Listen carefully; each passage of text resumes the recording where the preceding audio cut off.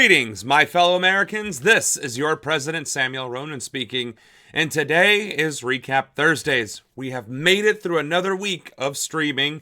Thank you for joining us. Today's stream will actually be a little bit more tame compared to the rest of our streams this week, because we'll be talking more about social policy and more broadly foreign events, rather than diving deep into the dystopian nightmare that unfortunately is hitting us all very hard right now. That isn't to say it's all sunshine and rainbows. It just means that we're going to be talking about some of the issues that are impacting you and me directly, rather than just focusing on all the darkness that is happening. So with that, hello Anna, hello everybody for joining us, and yeah, we'll jump right into it. We'll start off with Democracy Now's top stories, and then that'll probably set the tone for the rest of the stream today. Welcome to Democracy Now!, democracynow.org, The War and Peace Report. I'm Amy Goodman. Israel's military has killed at least 2 Palestinians in separate attacks in central. Like I just said, it's going to set the tone, and we're immediately starting with Israel attacking and killing, of course. Good Thursday, Blake, as well. Always a pleasure having the OGs joining us in chat and on stream. Like I said, this is going to set the tone, but the majority of what we're touching shouldn't be soul-crushing dystopian nightmares. Gaza, claiming it fired on men who approached the so-called yellow line that leaves more than half of the Gaza Strip under Israeli occupation. The attacks bring the number of Palestinians killed by Israel to at least 241 since the U.S.-brokered ceasefire took effect October 10th. How does Samuel feel about being called Sammy? I could honestly not care. Just don't call me a capitalist or a MAGA conservative, right? Call me whatever you want, right? Just don't call me late for dinner. But on a serious note, this ceasefire has been in effect now for what, 3 weeks now, 4 weeks? And at no point in time has Israel stopped murdering Palestinians. And now Israelis are using any excuse, any justification to murder Palestinians during the ceasefire. Palestinians approached the yellow line. Is there, I don't know, any sort of demarcation about where this yellow line is? Were these Palestinians, I don't know, searching for food, water, or shelter? Why is it okay to indiscriminately kill Palestinians during a ceasefire? If anything, arrest them. If they were truly trying to break the line or cause harm, you can arrest them. But at the same time, Israel has never once decided or desired to arrest Palestinians. Their whole goal has always been to murder them with impunity, with the full-throated support of the American government and Western powers broadly.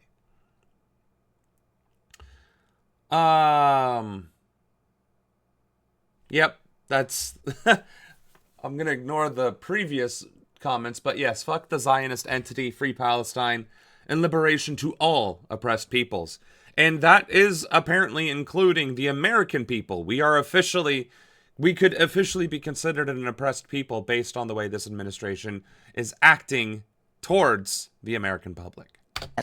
Separately, civil defense workers in Gaza say many Palestinians remain trapped under the rubble of a building that collapsed in Gaza City's Daraj neighborhood.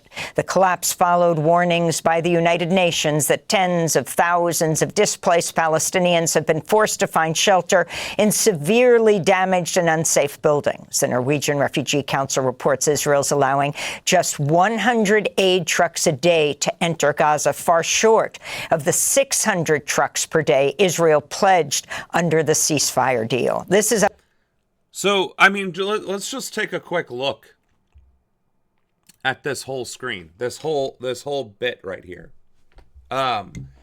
These buildings don't offer anything resembling shelter, and most of them are on the verge of collapse, the ones that are even still standing. Most of it is rubble. If you've ever played a game called... What?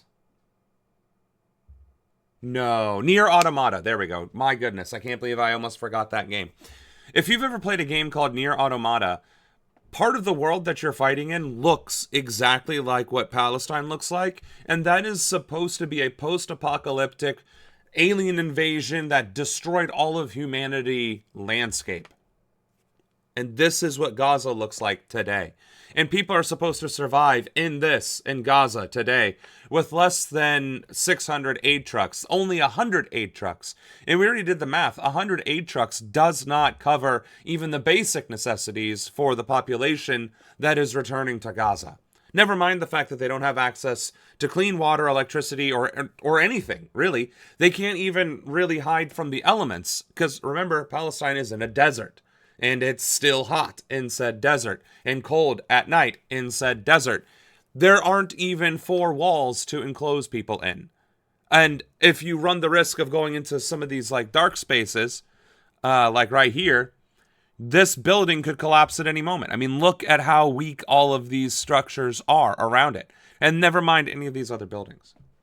So the humanitarian crisis has not stopped. The genocide has not stopped. It's just now taken on a different form where the killing is slightly less, but the death is still rampant. Abdelmajid Al-Zaiti, a Palestinian father of 9 whose family joined crowds at a soup kitchen in Khan Yunis Wednesday. Our life is difficult. Dead people are still better than us.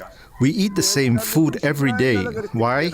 Because we have no other option but the soup kitchen itself. The soup kitchens all over the Gaza Strip are widespread, but this soup kitchen here, because it is in the middle of Al-Mawasi, there's a big number of people. We all come here to the soup kitchen to eat and be able to live and continue living. In the occupied West Bank, Israeli forces carried out overnight raids on Palestinian communities. Now, that's something worth mentioning as well, the occupied West Bank. So when we talk about Palestine and the images, right? So the occupied West Bank, which is off screen, sorry. So the occupied West Bank is the larger part of what remains of Palestine, right? But in the West Bank, it is slightly better off for Palestinians than in Gaza, which has been undergoing the genocide that we've been seeing for the past 2 years. So these are still Palestinian territories. They're still Palestinian lands. They're still being recognized as Palestinian. But Israel is occupying them and trying to colonize them further to include this Gaza Strip, where there is significant amounts of port and sea access, as well as other potential areas that could be useful for trade. So Israel, again, all of this triangular looking shape was Palestine in the 1940s until Nakba, when Israel started taking over after that civil war. And this is what's left of Palestinians, of Palestine, who opened their doors to what is now Israel. So remember, Palestinians are the victims and have been the victims since the very beginning of all this horror began. Just to put that into better perspective. Killing a 15-year-old boy in the town of Al Yamoun near the city of Jenin. Palestinian sources said soldiers struck 15-year-old Murad Fawzi Abu Saithan with 4 bullets, then prevented ambulance crews from reaching him, leaving him to bleed to death before seizing his body. That's literally what Nazis did during World War II against enemy soldiers. They would shoot people to wound them and let them bleed to death, because the Allies would try and recover those troops, and then they themselves would get shot or killed or wounded. So, again, shooting to wound in any capacity is a war crime. Doing it against a 15-year-old civilian makes it a crime against humanity and a war crime, because it was a soldier doing it. I cannot fathom what it is like to be a Palestinian in modern times, because every single day is a waking, living nightmare in which you truly do not know if this day is your last. And we just sit here in the United States, in Europe, abroad, and either don't even know that these things are happening, or if we do hear about them, we ignore those atrocities in favor of defending Israel, who is committing them. How privileged we must be to be on the side of the colonizer, of the aggressor. It's day 37 of what's become the longest federal government shut. I'm sorry, Amy, you can't just start off with traumatic Palestinian coverage and then go straight into the government shutdown. Trauma, soul-crushing, gut-wrenching nonsense, domestic turmoil. Like, at least, like, water it down with some ICE raids or something. Like, my God. Which is a sad, sad sentence to say in modern times. Hey, stop covering the genocide, can you, or if you're going to cover the genocide first, ease us into just normal bad news by doing the Gestapo. Crazy. All right, sorry, chat. I'm not ignoring you. They regularly arrest West Bank people just living their lives. By the way, Andre X, an Israeli activist, is a good source on this. Okay. That is good to know. Anna, take notes. He's like a Ukrainian-Israeli refugee or something like that. Dude helps defend Palestinians and covers the genocide. Literally looks worse than some areas of Ukraine, at least the exact same. No, I 100% agree. Ukraine has, for the most part, not faced any sort of devastation compared to what Gaza, most definitely, and of course, the occupied West Bank. It doesn't even cover the people who had to stay. And Trump wanted a Nobel Prize for this. Right. He wanted a Nobel Prize for a ceasefire that hasn't ceased firing once since it was implemented. At least the soup kitchens are starting to be able to come in again, but, like, it's not even enough. And the emaciation of these people will literally affect them for generations. Exactly. And never mind the fact that the killing and the horror and the terror continues unabated, and that the goal, the stated out loud goal of the Israeli government is to erase Palestinians from their lands. So they are going to be one of several refugee populations that are stateless because of terrorism from rogue states. I fear that it's going to change their genes, even that they pass down. That happens to African populations that starve sometimes. I'm sure it already has in Palestine because of past genocides and forced starvations. No, I agree. There is plenty of evidence that shows that trauma can be inherited. Many of the Holocaust survivors, their families, have literally inherited that trauma. They actually have nightmares from their ancestors who were killed or suffered, well, not killed, or else they wouldn't exist, but who suffered during the concentration camps and truly have passed down genetic memories in that regard, which goes to show that there is so very little that we even understand of biology, let alone of genes and how they impact us. So, no, you're 100% correct. The survivors of today, hopefully what they pass on to the next generation is stronger means of survival, but more than likely it is going to be trauma and the suffering that they have themselves endured. No, I agree. Physical trauma as well. I 100% agree that it can cause deformities in birth and so on. It can cause diseases. It can cause all sorts of anomalies. People who go through starvation are more likely to pass down birth defects, if I remember correctly. Right, because the nutrition, the nutrients of the body itself cannot produce sperm or eggs that are capable of creating healthy life. No, you are 1,000% correct. And then, yeah, never mind the chemical damages that were caused, the chemical warfare that has been created. 100%. Right, slavery changed the DNA of African Americans. It's just, I don't know at what point in time in human history we will be able to truly sit back and look at the horrors that we have wrought against ourselves across the generations, across the centuries. But when that time comes, we are going to be appalled at how barbaric and brutal we have been as a species to one another.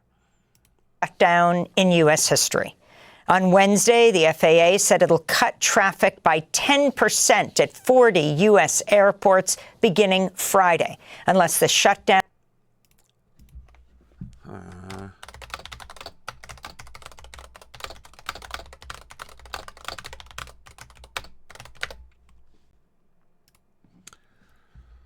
So,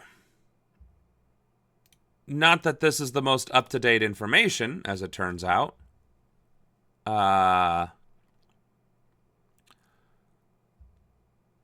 Okay, so it does look like there are a lot. 19,000 total airports, but how many of those are actual, like, national or international? All right. How many regional airports in the U.S.? Yeah, see, I think that's a different... So,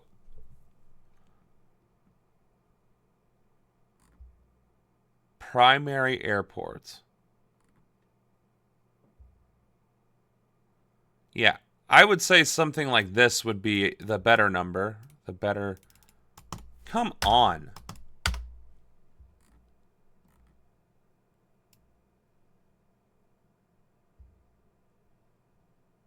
Looks like I can use an Excel spreadsheet real fast. So it looks like there are 383 regional airports in the United States of America. Sorry for the long effort there. And 10% of those are going to get shut down. So we're going to be down to 345, I think that amounts to. Maybe a little less. 47 maybe. Either which way. That air traffic, like these numbers, right? Hundreds of thousands, millions, millions, millions, millions, millions, millions, millions, tens of millions right there. 15 million, 214, 25 million. Like, there is a significant amount of air traffic that occurs every single year. According to this spreadsheet, there's 910 million enplanements every single year in the United States of America. So almost 1 billion flights. And we're going to slash that by even 10%. And that's not going to be absolutely detrimental to our economy. That's not going to devastate the taxes, the infrastructure, the day-to-day by slashing 100 million, 90 million flights. Like, that is unsustainable. And again, that's assuming that those are just commercial flights. What is, let's see, average plane ticket cost in the U.S.? I don't know if that's really gonna... Oh, that's definitely not gonna... So, even if it was $300, let's say the average ticket for a domestic flight was $300. $300 times a billion is $300 billion. That right there is a significant amount of money. That's a $300 billion industry minimum. Just outright on... That is a $300 billion industry. And that's not including the wages. That's not including the airport concessions and all the stuff that they make. That's not including, first class or the baggage fees and all this, that, and the other. That's just the average ticket. It's probably a $1 trillion industry, if we're being honest. How large of an industry is aviation in America? 1.45 trillion. 5% of the GDP. And we're going to slash that by 10%. We're going to slash that by $140 billion for this month. And the longer that this shutdown occurs, the more damage it's going to cause to our economy. Dramatic damage to our economy. So, suffice to say that this is not good, and it is not going to improve the longer this shutdown occurs.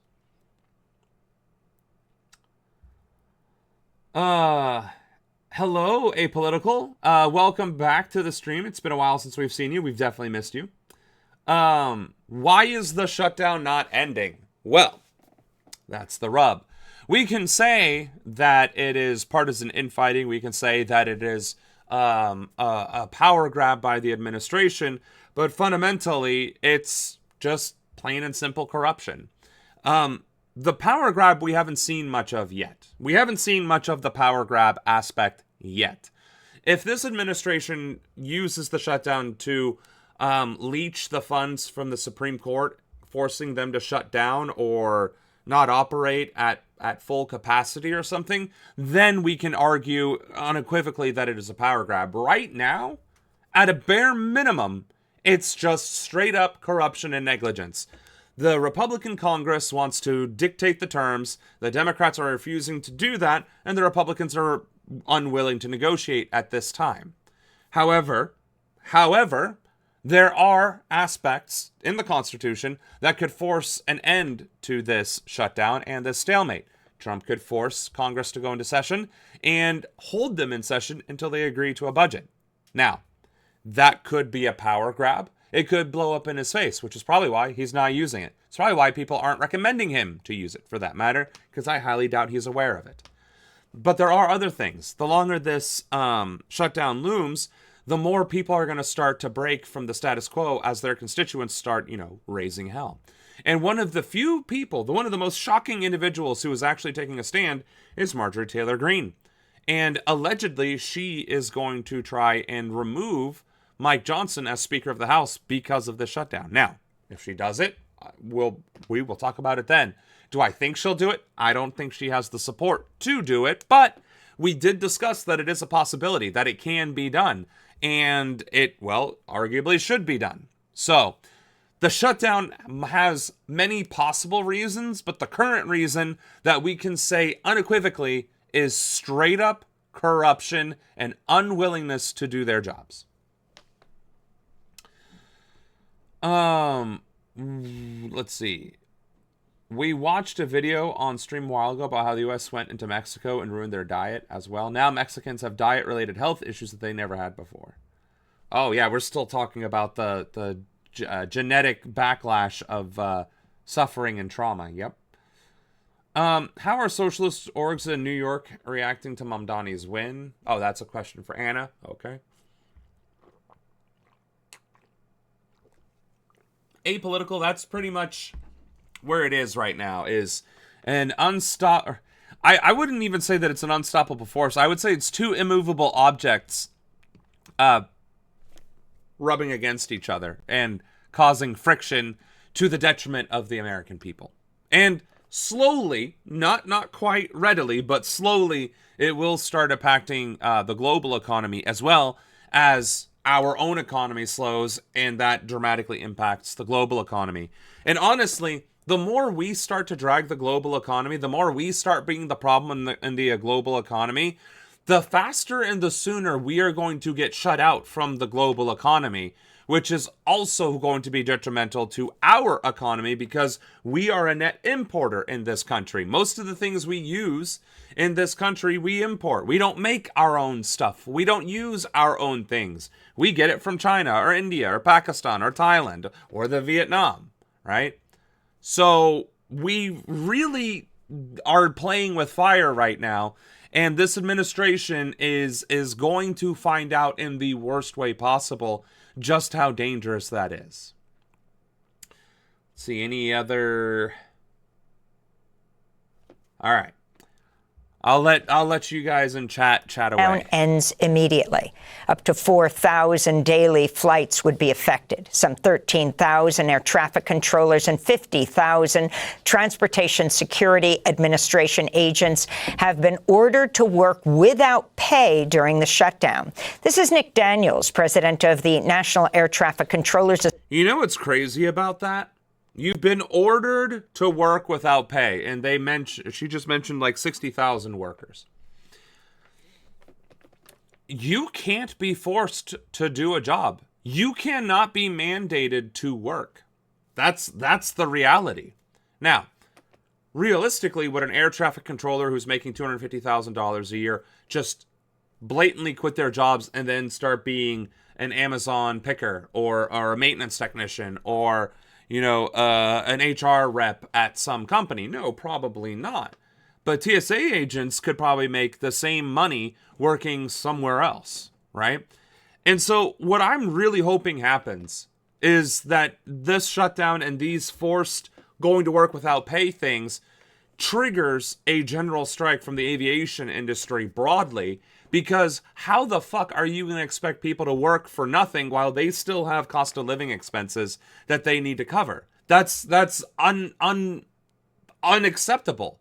And it's not feasible, right? Like, that is not a thing that can be done, because if it could be done, people wouldn't be struggling to make ends meet. The cost of living wouldn't be a problem for the majority of Americans. If a majority of Americans in the workforce had so much money in savings lying around, we would have a completely different work dynamic. We would have much more paid vacation because we could simply choose to not go to work.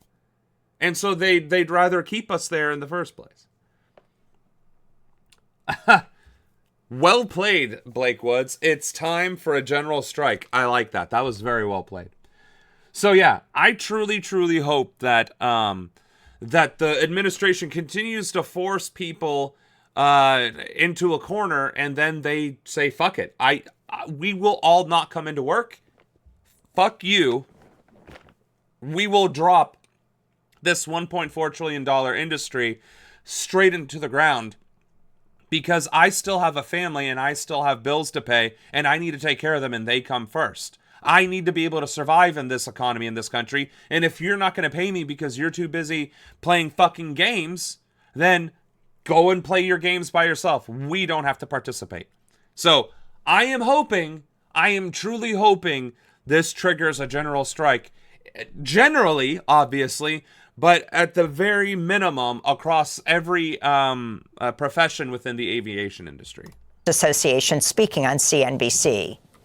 Most of these air traffic controllers right now are on 6-day work weeks, 10 hours a day, only 4 days off in a month, balancing their work with their families. And right now they're saying, I can't continue to do this because I can't even get a second job, so I'll just resign. That's the repercussions of this prolonged shutdown. A new analysis by the Center on Budget and Policy Priorities finds nearly 1.2 million U.S. households, or almost 5 million people, will receive $0 in SNAP food assistance benefits this month. That's despite 2 federal court rulings that the Trump administration must tap contingency funds to keep SNAP entitlements paid during the shutdown. Meanwhile, the shutdown is delaying federal funding to the Low-Income Home Energy Assistance Program, which helps some 6 million U.S. households pay their heating or cooling bills. About 1 out of... I don't understand how these two stories are not the number one news, the number one story on every single network. This administration is choosing to ignore judicial commands, right? Like judicial rulings that this administration must fund all of these social welfare programs. Social well-being. Like, if welfare is such a dirty word, let's call it well-being. Social support systems. Let's call it American programs. America Survives programs. America Works programs. I don't give a damn what we call it. But the fact that this isn't the number one news item everywhere is absolute insanity. Like, and it's evidence of the propaganda. It is proof that the propaganda is that stark and that real, that this isn't the only thing that's in the news cycle being talked about. Trump and Congress are starving American citizens and refusing judicial orders to keep SNAP and other benefits paid, impacting millions upon millions of American families and lives. Never mind forcing an entire industry to work without pay. Again, it goes without saying, this administration and this Congress wants their cake and eat it too. And that's just not how government works. That's not how economics works, as we can see. So, again, I truly hope these things build a movement of dissent that turns into a general strike. Because if the government opens up tomorrow and everybody says, oh, thank goodness, and then lets bygones be bygones, we will have lost our momentum. But if this continues and we continue to just take it, well, then we're just suffering for the sake of suffering. So there must come something from this, an awakening at a bare minimum. We have to be aware that both our administration, the executive, and Congress, the legislative, are acting in concert to harm us. And we cannot take that sitting down. We just cannot. Every 6 U.S. households is currently behind on their energy bills. In Sudan, a drone strike killed at least 40 people at a funeral in North Kordofan. Local officials Amy. Okay. Amy, take a breath when you're delivering these headlines. You just went from the aviation industry being fucked to the American people being fucked to 1 in 6 households not being able to pay their energy bills, which is 50 million people. Actually, a little bit more because it's 330 million-ish. So it's 55 million people. That 55 million, or I guess 1 in 6 households. I don't know what the household numbers would be, but 55 million people per household, right, are unable to pay their utilities. Water, electric, gas, and internet. Like, these are not signs of a strong country, a strong economy, and a thriving population. And then, with literally not skipping a beat, Sudan drone strike 40 people at a funeral. What the fuck? Amy, breathe. Let it settle. Let it settle, and then go into the next story. Is there anything in that pipe, or is it an oral fidget? Actually, it is an oral fidget. But you know what? I wouldn't smoke a cigar in the Oval Office because I don't want to funk it up with the cigar smoke. But I think pipe tobacco smells really, really good. And it's almost like an incense, in my opinion. So I think I might actually get some pipe tobacco and smoke it on stream. I think I might start doing that. Maybe even on Monday. Might even help me, be calmed down during the stressful news that we're undergoing. But yeah, it's a fidget because I am very much so on the spectrum. Ole, ole, ole, use your brain. Ouch. My favorite generative AI model is my brain. Oh, that's funny. It is funny because there's people that'll comment about LLM saying like, wow, I've been using AI so much now that these images, these ideas just start popping up in my brain now. It's like, buddy just discovered thought. Buddy used a tool so much that it actually sparked creativity and imagination. Imagine that. Like, how dumb are people? She takes no breath. She's got a time crunch. Yeah, evidently. Just like Iron Mike and oral fixation. Yeah, I guess so. Give me them earlobes. All right, Amy. I've given you the break that we desperately need. Blamed the Rapid Support Forces paramilitary group for the strike. North Kordofan is east of Darfur, where a brutal massacre has been unfolding as the RSF took control of the city of Al-Fashir. The attack comes as UN Secretary General Antonio Guterres said the civil war in Sudan is spiraling out of control. Well, at what point is a civil war not spiraling out of control? The fact a country devolves into civil war is the spiraling out of control. Like, diplomacy has failed. Democracy has failed. Politics has failed. Negotiations have fallen. The military isn't even united. The people are more divided than ever. Like, a civil war, by definition, is spiraling out of control. But I guess when you have terrorists murdering whole villages, leaving enough blood prints in the sand that it can be seen from space, yeah, I would argue that is pretty out of pocket. The Department of Homeland Security has announced it's ending deportation protections for immigrants from South Sudan. 200. So on the legs of this civil war and on the legs of the RAF massacring Sudanese civilians, we are going to start targeting Sudanese immigrants in America? Are you fucking serious? Like that, how blatantly evil and cruel do we have to get before it's obvious that we are Nazis just not wearing the swastika?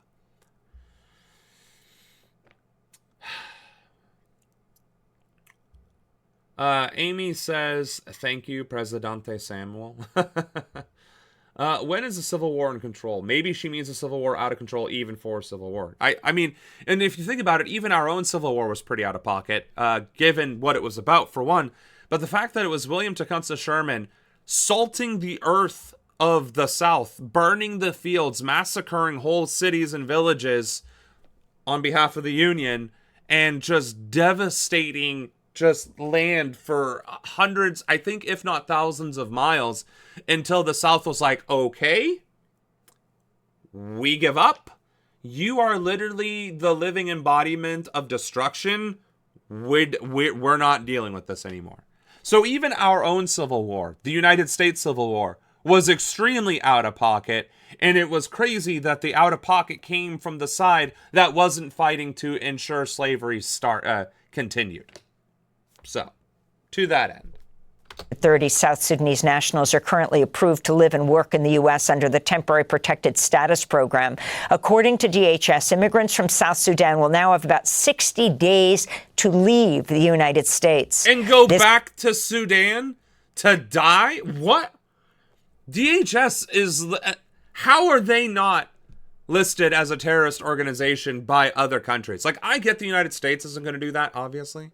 But, like, how has the United Nations or NATO not listed DHS as a terrorist organization? Like, honestly, if Israel can be accused of genocide in the United Nations, surely the United States of America can too, at least, right? Because this is insane. Hey, the Sudanese people are dealing with civil war. These 30 people fled to America. And now we're just going to say, fuck those 30 people, go back to your Civil War country, and just die. We are literally sending them to their deaths. What are the main causes of the Sudanese Civil War again? I think I heard it's something about their leaders in an assassination and foreign interference or something. We did cover that a little bit yesterday. It is the military coup and then the fallout from that, I believe, due to the corruption of the president.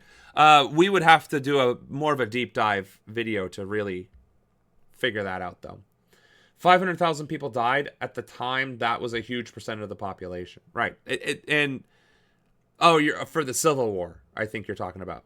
Which, right, 500,000 people dying for any reason whatsoever is egregious, but right. Absolutely a terrible loss of life.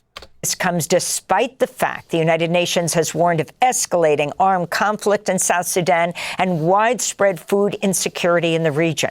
The Trump administration also recently ended deportation protection for immigrants from Afghanistan, Cameroon, Haiti, Honduras, Nepal, Nicaragua, Syria, and Venezuela.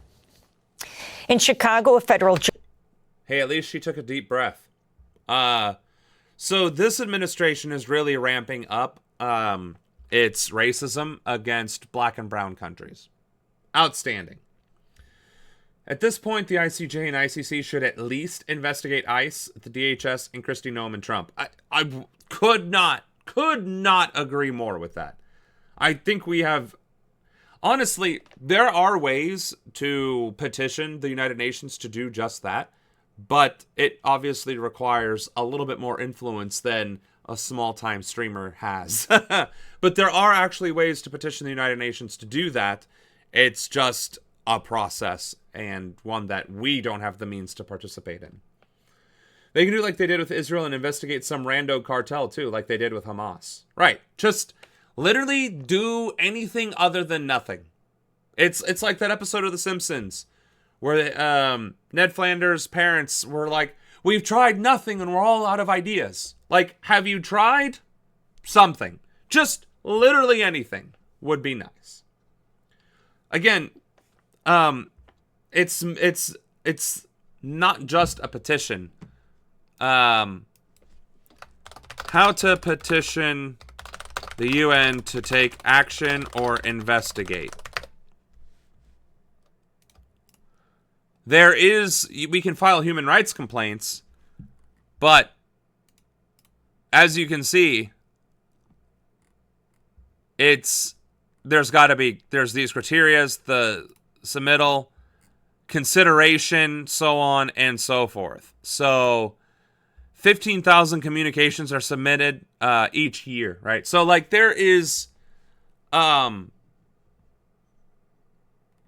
there does seem to be actually a really good response rate, but that's probably because of the processes and the admissibility, right? So I can share this in chat, and if you have an interest in checking it out, please do. Everybody can absolutely do your own research and see how we can go through this.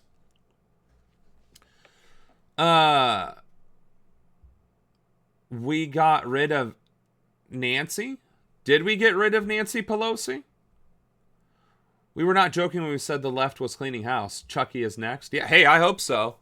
Hey, is there a video about Nancy Pelosi being out on this? That would be something fun to talk about for sure. I would add one, Anna, if you can. Even if it's a quick blurb, that would be fantastic. Judge Wednesday ordered authorities to improve conditions for immigrants detained at the Broadview ICE jail.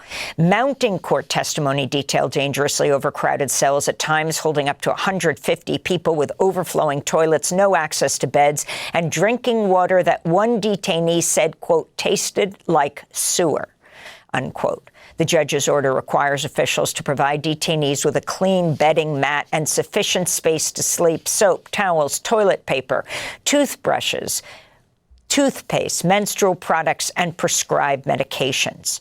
Prisoners will also be allowed to shower at least every other day and will have 3 full meals and bottled water upon request. How is that any different than the treatment of victims of Auschwitz or Dachau? How is that literally any different?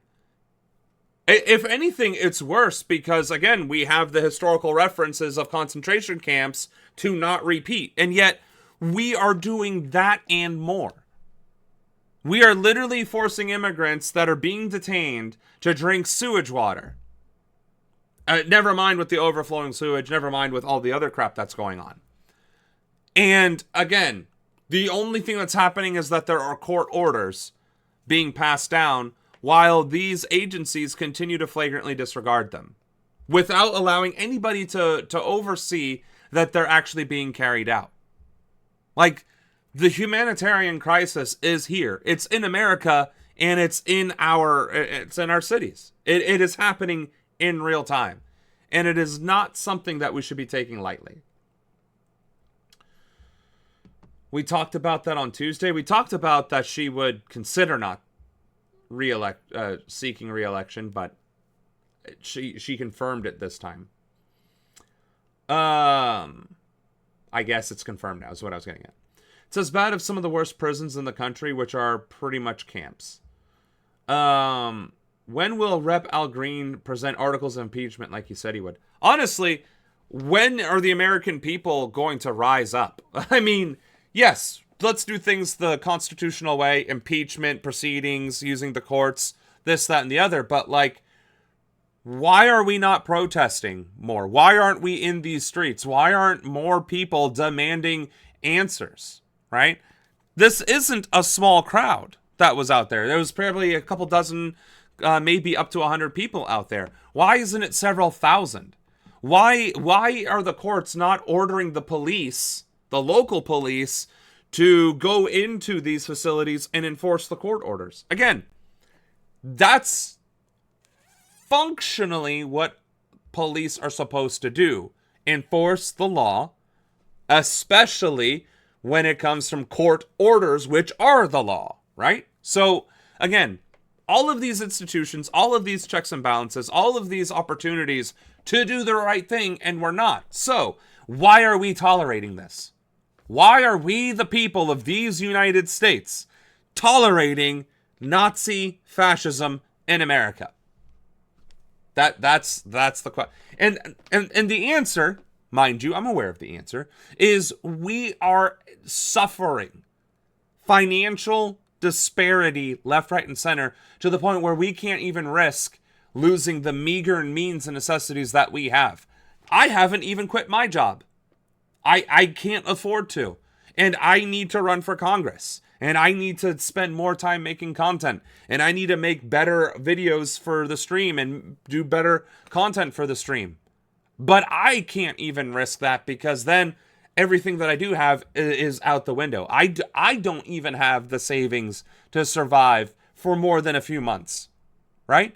And if I don't, and I have a fairly good job, how can 60% of the country who's already facing poverty, struggling to make their ends meet while working, right? So we absolutely are fucked, and we aren't rising up because right now there are too many consequences and ramifications. We haven't quite hit that rock bottom desperation, except 60% of us who are working poor, we are at rock bottom. So again, I don't know how that's not enough. Do we have to be at 75%? Do we have to be at 95%? What is the percent of Americans struggling financially that'll finally bring us together? That'll finally be enough for us to say fuck it and walk out of these hellish conditions and demand better. I don't know what it is, but whatever it is has to be coming soon. It has to be coming soon. A court in Chicago said that the police can arrest ICE if they are arresting people outside of court, which is a step. That is true. That is a step. What is my job, if you're comfortable saying? I work at Marzetti in Columbus, Ohio, as a maintenance planner. So feel free to dox me. Feel free to tell my employer that I loathe Israel, that I'm a fan of Palestine, and that I even support Hamas, because they do have the right to defend themselves. Let them know that I think our country is consolidating fascism, and that Trump is a traitor. DHS is treasonous. ICE is full of traitors, and every single soldier that has killed fishermen off the coast of Venezuela and Colombia are also traitors, guilty of war crimes and crimes against humanity. And that we need to hold Nuremberg-style trials for everyone in this administration, every single member of Congress, every single member of the state and local governments who aid and abet this administration, and of course, all of the agents involved in the terror being executed in our cities.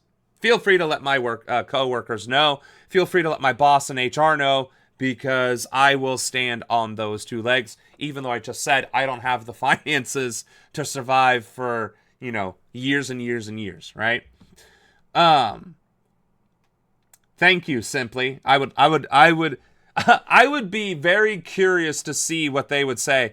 Like, if all of you called my employer tomorrow, like the head number HR, and I was like, your employee, Samuel Ronan, the maintenance planner, he's a stand-up guy. I really like what he stands for. I like his politics, and I think he's going to be president one day, and he has my support. Keep up the good work.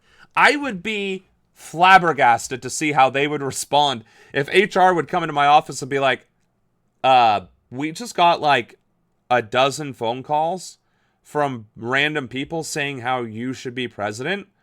What the hell is that all about? It's like, first of all, ma'am, that's inappropriate language at work. You should know better. You're HR. Second of all, so anyway. Meanwhile, a federal judge in Oregon has once again barred the Trump administration from sending National Guard troops to quell anti-ICE protests in Portland. We'll have more on this story later in the broadcast. So it's the headline for me. Once again, a court has ordered the Trump administration to not send the National Guard into Oregon, as if the first one didn't make that readily and abundantly clear in the first place. A second order was necessary. And probably a third or a fourth or a fifth, because they're going to keep trying. And that's the point. He keeps flagrantly ignoring judicial orders, court orders. He ignores the Constitution. He violates the Constitution. He violates everything around him, literally and metaphorically. Why is he not being held accountable? Because the judiciary said that a president can't be guilty of crimes while in office?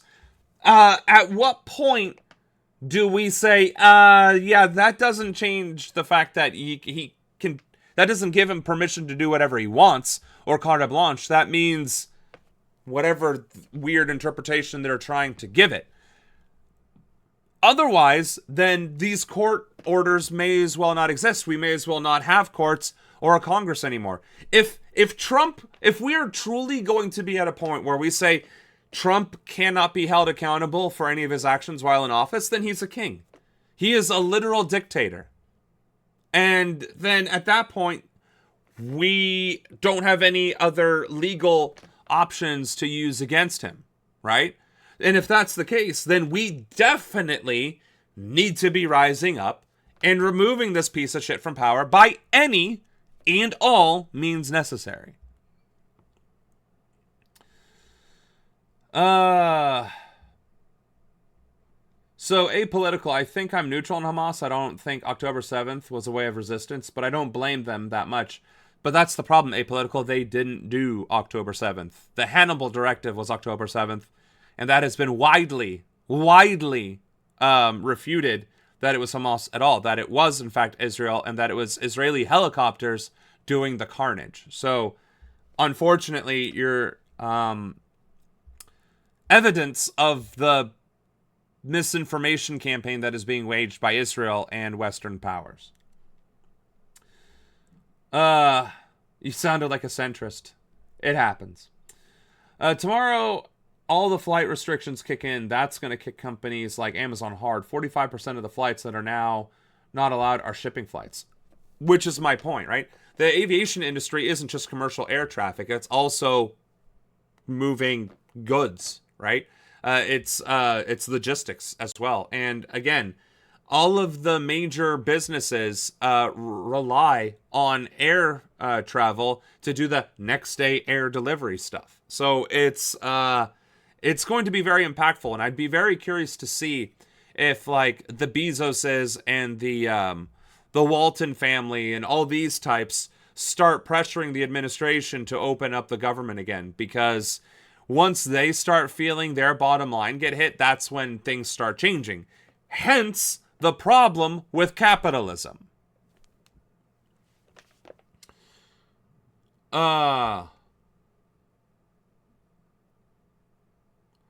We had a Zionist on the stream yesterday. I banned him and he sent me a private message. He was crashing out. He called me a Hamas bootlicker as if that's an insult.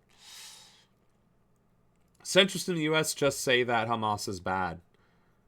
I see October 7th in a similar way that I see ghetto uprisings, to be honest, because the Gaza Strip is just like that, a ghetto, which is true. Gaza is the largest open-air prison in the world, and it has been, and then they just started executing people unilaterally. So, again, any organization that forms to fight back against an occupying force is legal action according to the United Nations, and has been upheld several times through different United Nations resolutions. So, as far as I'm concerned, Hamas can't be terrorists no matter what crimes they commit, unless, of course, they're committing, like, war crimes and crimes against humanity, at which point then they have become terrorists. But, again, fighting back against the IDF, fighting back against Israeli settlers, that's not terrorism. Doing the things that Israel accused them of doing, the raping, the pillaging, the plundering, that obviously would be terrorism. And I wouldn't support that no matter who they are. But Hamas, for the most part, from what we can gather, has not engaged in those kind of acts. So, I've been pro-Palestine since 2012 when I saw stuff on the news and Facebook about it, and I was like 12. I grew up in a liberal household. Yeah, see, I didn't know about Israel and Palestine until about 2020. Because that's how much of a bubble I was living in at the time. And that's despite the DNC chair race and everything else, right? So I actually lost supporters because of my ignorance of the Palestine-Israel conflict, and it's regretful because I truly did not know enough about it to have an opinion, and I gave it anyway, like a fool, like a mediocre white man, and I lost genuine support, and I am trying to make up for that every single day by being knowledgeable about things and giving honest responses from a place of knowledge and know-how rather than just gut instinct. Yeah, I haven't been woke that long. I was active duty Air Force until 2015. And then I was intending to run as a Republican for office, but they never called me back, so I ended up running as a Democrat, then got into the DNC, and then got into the leftist spaces, which is when my political awakening truly began. Not to say that I wasn't left-leaning to begin with, because I was. I was never a conservative in that sense. I thought I was, because, I thought universal healthcare, housing, wages, and so on and so forth was conserving Americans. But I was completely mistaken on what that means, right? So I was never conservative. Let me be clear on that. I was never a discriminatory asshat. But I was much, much more ignorant about the issues then than I am now. And have become far more radicalized over time, if you will. Yeah, Republican Sam. Well, I'm going to be running as a Republican for Congress. So, and now I'm to the left of Che Guevara. Like a bleeding heart moderate Republican? Yeah, well, socially liberal, fiscally conservative is what I thought I was. But even then, I was still fiscally liberal. Because I believed strongly in healthcare, like universal healthcare, education, and strong support programs for citizens. I was in the military receiving socialism. I was receiving BAH and BAS, which is a housing and food stipend. I had free healthcare, free education. As much of any of that I wanted. I had my uniforms provided to me, for crying out loud. The only thing I had to pay for was food and electricity and my phone. That's it. That's all I really had to pay for while I was active duty. Because everything else was provided to me so long as I stayed within my means. And so I was like, yeah, we should do that for the rest of the country. And so I was like, yeah, that's fiscally conservative. And it's like, no, that's socialist. So I've been pretty much a socialist for as long as I've been political. But socialist in the sense that I still believe in infrastructure and a strong central government. I still believe that there needs to be leadership, but that leadership should just be, crazy idea, held accountable and transparent. That's the difference between socialism and Ronanism, which is my ideology.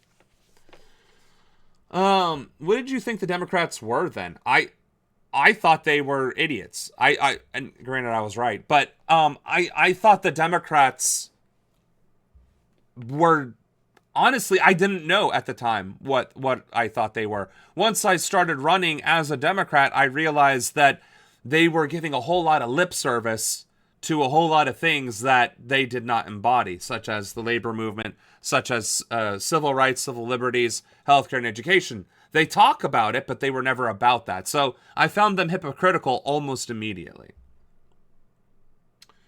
I mean, why not Curtis Silva as a Republican seems more Democrat than Andrew Cuomo? I mean, you should run on a PSL or green ticket. They need more candidates outside. Yeah, but that's the problem, Blake, is that though you can't in the state of Ohio. Those aren't options in the state of Ohio. So I could consider running independent, but I'm deeply concerned about the electorate in Ohio being willing, especially during such a strongly partisan climate, if they would be willing to try and do an independent candidate. Austerity, Sam. Well, austerity is cutting taxes and government spending, and that is not what I was talking about. I would absolutely cut taxes for the people and then put all of that tax burden back on the rich where it belongs. I used to think that the Dems were weak but not bad, and then turns out they were just horrible capitalists. GOP light. No, I 100% agree, Anna. I thought they were the lesser of the two evils at best. And at this point, I think they're actually worse.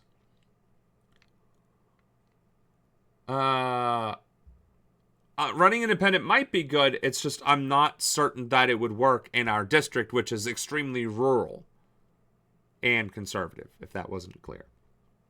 Are there any third parties in Ohio? No. All of the third parties in Ohio have lost their ballot access. I thought the Democrats were idiots. Albert Einstein.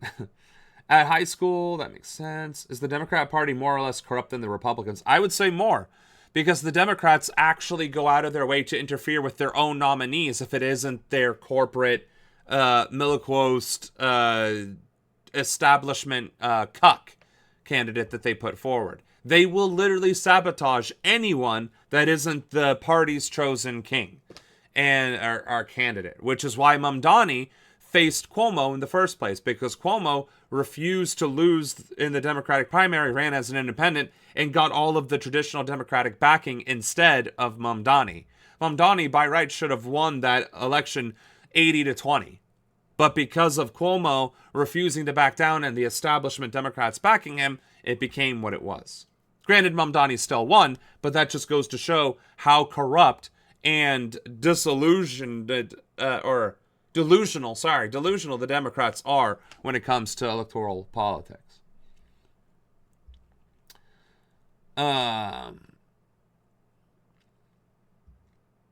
Okay, so now we're caught up on chat.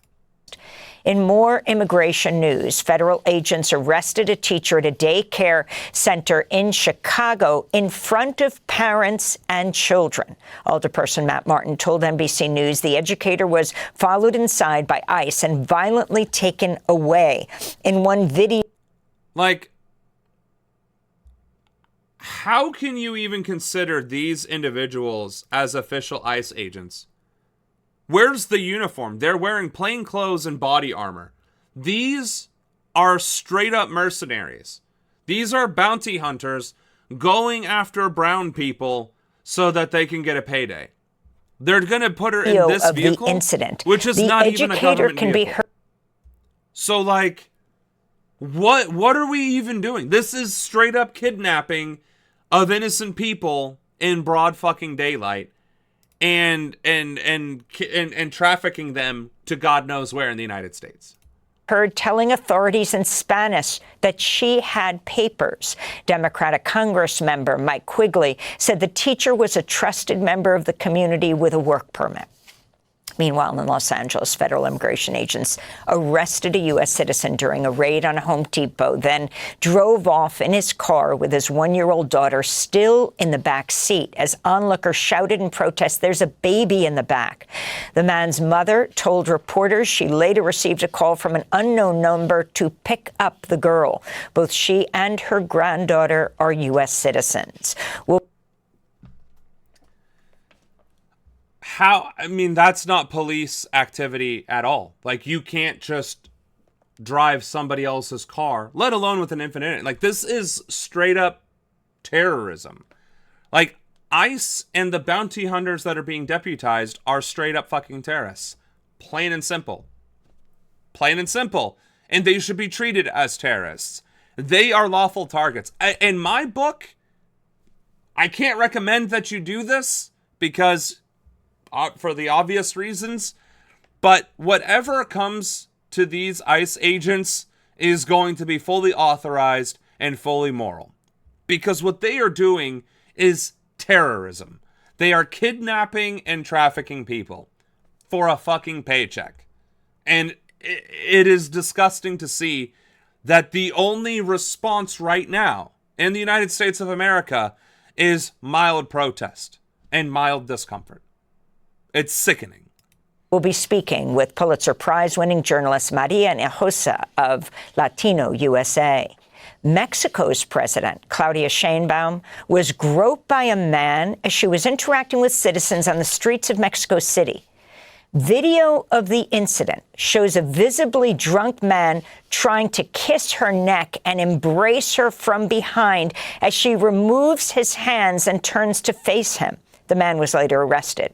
This is President Sheinbaum explaining why she's decided to press charges. that, given the news cycle that she just gave us, Amy Goodman, that was the most mild thing we have heard come out of Democracy Now! Honestly, that is the most mild thing that we have covered in these streams as far as crimes go. A drunken guy trying to kiss a lady that he clearly didn't recognize as the president of Mexico. Still not okay. Not saying it's okay. I'm saying that is mild compared to Nazis, civil war crimes, and consolidation of fascism. And no, I repeat, this is not about being the president. Although if this happens to a president walking down the street, then what happens to other young women? So we cannot let it go as if it were nothing. So yes, I filed a complaint. It's a written petition submitted to the Attorney General of Mexico City, and I will meet with her to sign it formally before the public prosecutor without privileges, because we cannot let this pass. This is about women's dignity and the recognition of our rights. California Republicans have... Well, that guy is cooked. First of all, it didn't matter who he groped, right? Wrong. Should be charged for sexual assault or harassment, whatever the appropriate charge for that is, right? And then go to jail for whatever it is. But he had the misfortune and stupidity of doing it to the president of Mexico, who is personally going to the Attorney General to prosecute this guy. This dude is fucked. He's getting he's getting the Holy Bible, the legal Bible, and 1984 translated into Spanish, all thrown at him. It's going to be awful. Here's the thing, though. What's truly awful is that the behavior of men, drunk or otherwise, is so commonplace to harass women that the president of a country is still a victim of that behavior. So no, I think it is appropriate to go after this guy, and maybe by making an example of him, it'll start changing the behavior of men in Mexico, at the very least. Would be great if we did that here in America. Would be great if there was just a global awakening of men are not allowed to touch women without consent. Crazy idea right there. I know. Filed a lawsuit challenging the state's new congressional maps. On Tuesday, California voters overwhelmingly passed Proposition 50 to counter Texas's redistricting effort earlier this year to garner 5 additional House seats for Republicans. In a social media post, President Trump said, quote, "The unconstitutional redistricting vote in California is a giant scam, and that the entire process, in particular the voting itself, is rigged." Complaining about Trump being corrupt and a hypocrite is like complaining that water is wet. I understand. I truly understand that getting my panties in a bunch about Trump being a corrupt skis bag is, again, like complaining that water is wet or that ice is cold or the sun is fucking hot, right? But the audacity, right? It's still the audacity. You praised it when Texas did it, and you're condemning it when California is doing it. And your constituency and the American people don't see any issues with that. Are just taking it at face value. This actually, to be a little funny, so at work, a couple of the maintenance technicians were talking about their grandkids. Turns out, most of the maintenance technicians have grandkids who are autistic, right? So meanwhile, they're explaining, or they're talking about, yeah, well, my grandkid, he'll sit there and just build blocks and have just do that for hours and hours and hours and have a grand old time. But if I mess with the shape of it, he loses his mind. Or if he's in class, he'll be fidgeting and doing all this other stuff, and the teacher will be complaining that he's not paying attention. But then when we ask him what the teacher said, he can repeat it verbatim. Wicked smart with numbers and, computers and stuff like that. Wonder where he gets it from. Actively just describing autistic symptoms, right? Acknowledging that their grandkids are autistic. Meanwhile, I am a maintenance planner who is very good with numbers, does not like to have my space messed with, and it's constantly messed with, cannot handle loud, jarring noises, and has to be constantly fidgeting with something, even when talking to somebody. Or at the very least, if I'm extremely overstimulated. And then I look at them like, yeah, crazy how all that happens in life, right? You know, I can relate with your grandkids quite well. It's like, yeah, that's that's how kids are. It's like, again, you're looking at an autistic adult who deals with your nonsense because I'm an adult that needs a paycheck, and I can't afford to just rip your face off every time you encroach upon my space. But, like, the cognitive dissonance and the sheer ignorance of the world around them outside of their bubble, even when they are exposed to certain elements. Now, why did I give that anecdote on stream about politics, about autism? To prove the point that, unfortunately, these individuals are, of course, Trump supporters. They are apolitical, but they support Trump and they like what he's doing and they need to get rid of all the illegals. And, of course, working at Marzetti, where we make, sauces and stuff, you can imagine that there's a lot of immigrant workers at Marzetti, and they do nothing but complain about those workers, right? Because they keep breaking my machines, they keep doing this, that, and the other. Not justifying it, but that's where they feel justified. So, they can see, however, that there is real immigrants really working with them, living their lives, dealing with their stressors, trying to make their own lives better, making their own ends meet, maybe even talking about, the stressors of what's going on in the country, and completely disregard it, right? Those workers, the technicians completely disregarded. It goes completely over their head. Just like they can talk laissez-faire about their autistic grandchildren and then see me and be like, oh, Sam's just really standoffish and doesn't want to be bothered when he's at work. No. I don't. Yes, I don't want to be bothered while I'm at work, but there's a more reason for it. It's not that I'm antisocial. It's you guys are like overstimulating me, making loud noises, and also talking about terrible things at work. But you know what I'm saying? The American people, if we take them as a sample size of the American population, it's no wonder that they hear Trump and see the news and just blindly follow it, because that is the way that they have been raised. That even when they are faced with conflicting information and they interact with that conflicting information, when presented with it in a slightly different manner, completely above their heads. And that, folks, is what we must overcome. Don't know what else to say to that.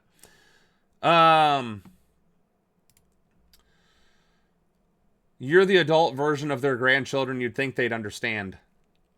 Yeah, evidently not. Yeah, the old CEO passed out at the... No, we didn't see that, though. Right. How's that unconstitutional, but MAGA redistricting isn't right? So, anyway, that's what struck that. And honestly, these headlines, we took much longer doing these headlines than I thought we would. But it kind of feels wrong to stop now. Trump said. In response to the lawsuit, Governor Newsom's spokesperson said, quote, "Good luck, losers." The Supreme Court has heard oral arguments in a major case challenging President Trump's authority to impose sweeping tariffs on foreign goods. On Wednesday, Solicitor General John Sauer argued Trump has the power to unilaterally impose the tariffs under a 1977 law known as the International Emergency Economic Powers Act, or IEPA, which grants the president the authority to regulate commerce during wartime or other national emergencies. The only war that we are facing right now is the war on democracy. And the only crisis we are dealing with in America is one that he himself manufactured by violating the democracy in the first place. So All you have to do in order to utilize these obscure wartime powers and emergency powers is create problems. Shit, why didn't Biden do that? Why didn't Obama do that? Why didn't Clinton do that? Hell, why didn't Bush do that? Why didn't Trump do it the first time? If that's all it takes to be able to run the country like a dictator, then shit, why didn't anybody bother doing this beforehand? Majority of the Supreme Court justices appeared skeptical of that argument, siding with states and businesses who argued that the Constitution grants Congress, not the president, the power to impose taxes and regulate foreign commerce. This is Justice Sonia Sotomayor. It's a congressional power, not a presidential power to tax. And you want to say tariffs are not taxes, but that's exactly what they are. Degenerating money from American citizens. That quote right there needs to be on every single news network, followed after the aviation shutdown and the fact that millions of Americans are being deliberately denied funds for food and their utilities by Trump and his administration. That's the next thing that needs to be the trio on loop. The Supreme Court's agreed to an expedited schedule in the tariffs case, meaning a decision could come as soon as later this year. The U.S. is proposing that the United Nations Security Council lift sanctions on Syria's president, Ahmad al-Sharaa, and members of his government before their visit to the White House next week. That's according to a draft U.S. resolution obtained by the Associated Press. Al-Sharaa was the leader of the Islamist insurgent group HTS, or Hayat Tahrir al-Sham, which was formerly al-Qaeda's official wing in Syria before breaking off in 2016. Since 2014, HTS and its leaders were on the UN Security Council's sanctions list. In Minneapolis. So, Trump literally prevented the president of Cuba and Colombia to come to America by denying them visas. Is calling the Venezuelan president a dictator. Is threatening Venezuela, Colombia, and Argentina. No. There was one other country I thought in Latin America that he was threatening. Doesn't really quite matter, right? Threatening Nigeria, right? But is advocating to drop sanctions on an avowed terrorist who was a part of Al-Qaeda, the official Al-Qaeda wing in Syria, on his way to come to the... Y'all, we really can't make this shit up, and we wouldn't want to either. This is, Right, where's Assad? You know, the guy that they claimed was a tyrant and a dictator and a terrorist who was just actively nationalizing Syrian natural resources and trying to ease out of the IMF. Nothing for him, but an actual Al-Qaeda terrorist member. Outstanding.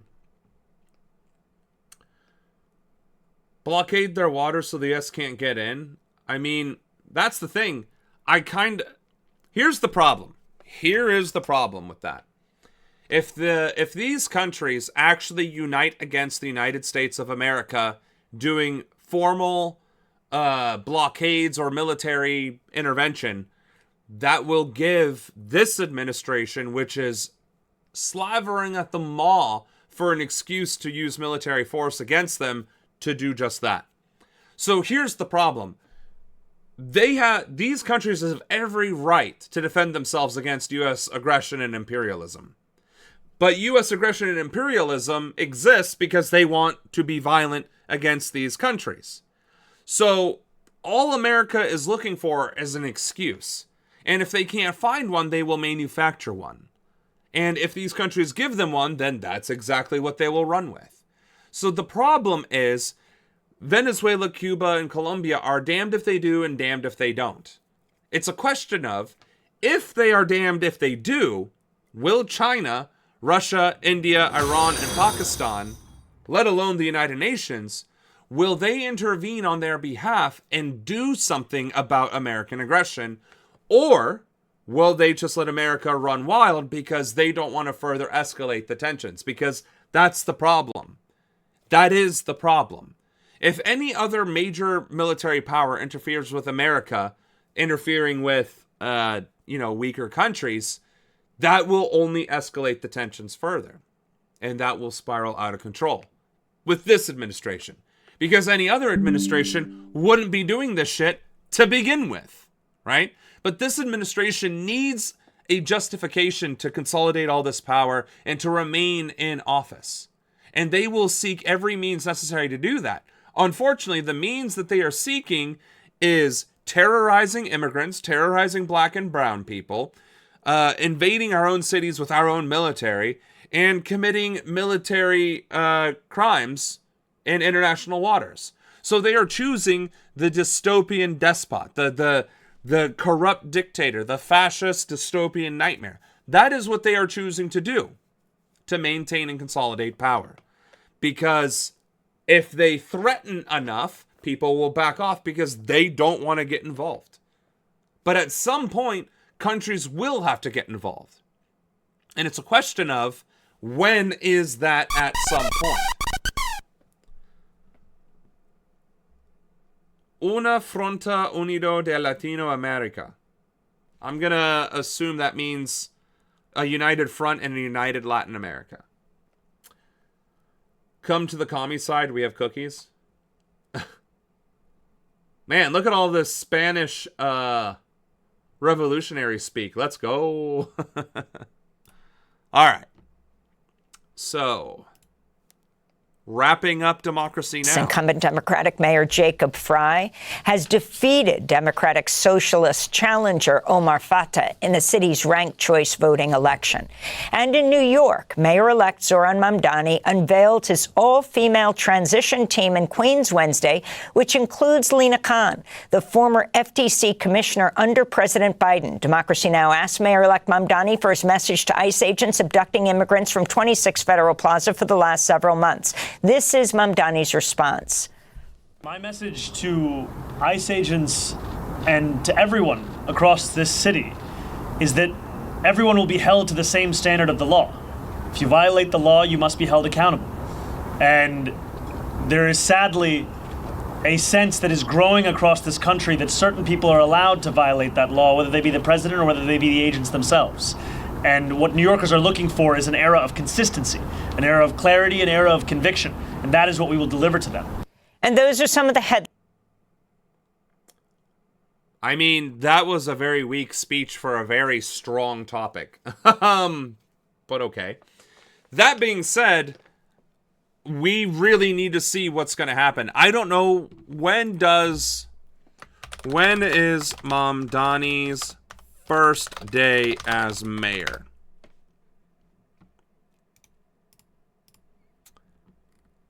Oh my God, shut the fuck up.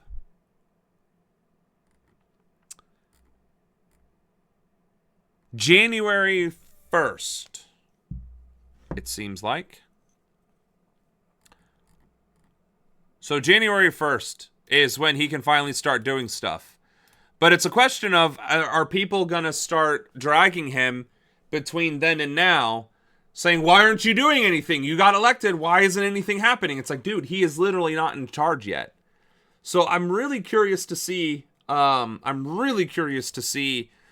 what these next few weeks look like for Mamdani. If he can start using his influence as mayor-elect to start making change happen now, as opposed to waiting until day one of January 1st to get it across.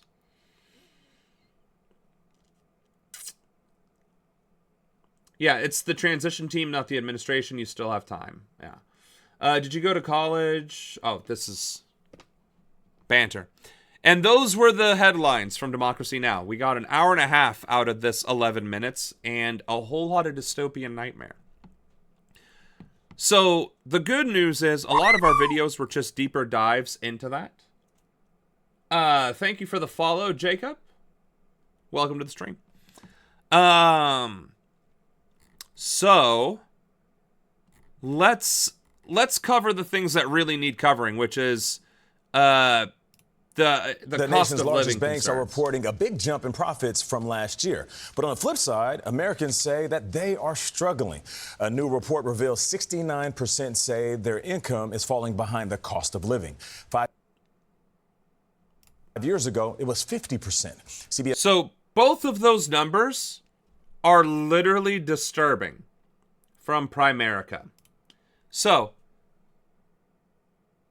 all right, I might be sneezing here in a second. Maybe I can avoid it. 69% of people who were polled say that their income is falling behind the cost of living. There it was. And 5 years ago, during COVID, which was one of the worst economic times in recent memory, it was only 50%. So COVID caused massive economic turmoil and issues across the entire gamut of industry, right? Every industry, every institution was impacted. And even then, only 50% of the country thought that their income was falling behind the cost of living. Now, 5 years later, during a thriving economy, post-COVID, it's nearly 70%, which is up from the 60% of working class Americans who are living in poverty. So we have an overwhelming majority of the population of the country that say that their income is falling behind their cost of living. That is not a sign of a healthy economy. That's not it. That is a crisis. That is a blaring siren, red flag waving, sky is falling concern. No, like, the fact that there are incumbents, while this statistic is the case, is a failure of our democracy. It is a failure of every single system and institution in our country. Everybody who has been in office in the past 5 years should be ineligible for ever getting elected again, because they have literally contributed to a 19% increase in lack of affordability over 5 years. That is unconscionable. That is also very unsustainable. Gesundheit, thank you. Did that person get blocked? Why did we jump in on the Free Palestine? I'm just curious. Not that there's ever a problem with saying Free Palestine. It's just normally it's triggered by something, and I don't recall saying something that triggered it. Oh, okay. So he was blocked immediately. Fair enough. Although this is just the first 15 seconds of this video, that's pretty much that's the story. CBS News business analyst Jill Schlesinger is here. Good morning, Jill. Good morning. All right, so the stock market is up 13%. Big banks are saying that they're making money, but many Americans are saying we are struggling. What do you make of what's going on right now in the overall economy? You know, what we know is, despite the stock market, which is just a measure of companies' ability to make money in the future, that the economy... Holy shit, she actually admitted that.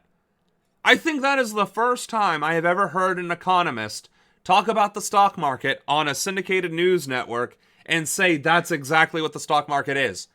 Rich people feelings. That's fundamentally what the stock market is.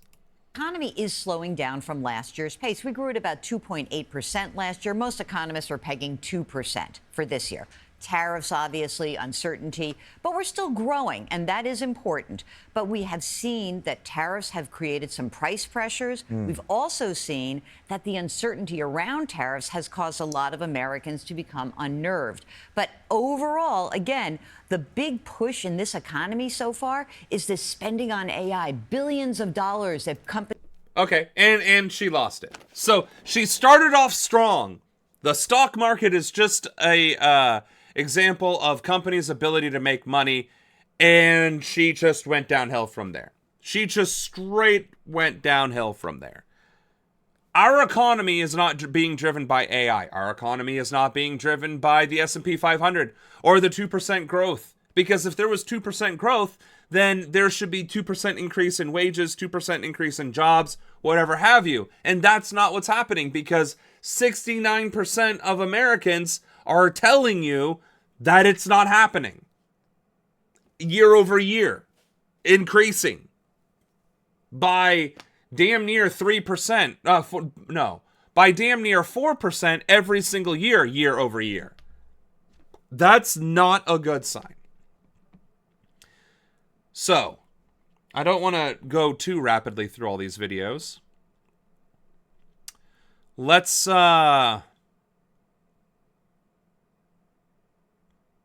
The Supreme Court appears divided over the legality of President Trump's tariffs. Lawyers for more than 700 small businesses argued before the court yesterday, saying Trump's trade war is causing them irreparable harm and that he doesn't have the authority to impose the tariffs. But the Solicitor General argued some exceptions in the Constitution give the president that power during times of national crisis. Now the justices are deciding if those exceptions apply here. Women's outdoor apparel brand Wild Rye is part of that group of small businesses, and their founder, CEO Cassie Abel's here with more on that suit. Cassie, thank you for coming on.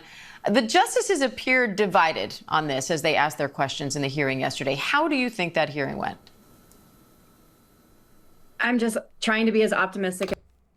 Isn't that the same exact hearing that Democracy Now! Was talking about? Where they were arguing that he has the wartime powers to do tariffs? Is that not? Is this not the same thing? As possible that they'll continue to challenge the executive branch's overreach in this case. So, oh, no. I'm sorry. I think I misunderstood. Small businesses are complaining about tariffs. I'm sorry. Yep, that's exactly what they're talking the about. most we can do is be extremely hopeful. You say these tariffs have cost your company hundreds of thousands of dollars. You even had to launch an equity crowdfunding campaign. So break that down for us. Where are these costs coming from and how is it impacting your bottom line? Yeah, so, baseline, we produce highly technical outdoor apparel. So our baseline HTS code classification duties are about 20%, and then we have about 7.5% from the previous time that Trump was in office.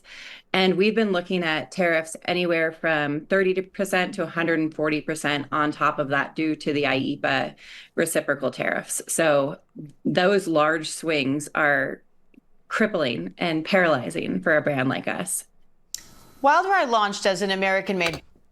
Now, it's not that I am actively trying to create my card game, Esoterra. And I'm not about to just promote that here on stream. I do from time to time, but that's not the point. I do want to point out, though, if this will load, because BoardGamesMaker.com is pretty rough. So this is what the back end looks like. If I wanted to do an enterprise purchase of my game, which I obviously can't afford this, because if I could, I wouldn't be doing this, and I certainly wouldn't be working. I would be running for office quite well. $500,000 base cost, right? And that sounds like a lot of money, but I can tell you right now that this same deck of cards, this 126 cards, which is $462 with a full bulk discount, which I guess you can't see that in screen here, used to be $3. Actually, it used to be closer to $2. And now it's $4. So it's gone up by nearly 50%. Now, go to checkout. Obviously, I'm not going to be able to purchase this. But I want to show you something.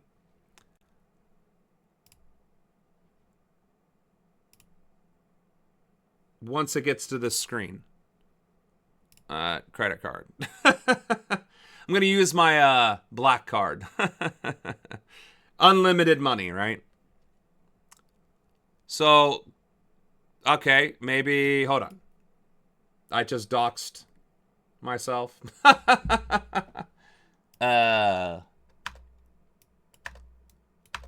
Luckily, I'm not 4,000 people's worth here. So we'll do bulk economy. All right. I should have known that. Anyway,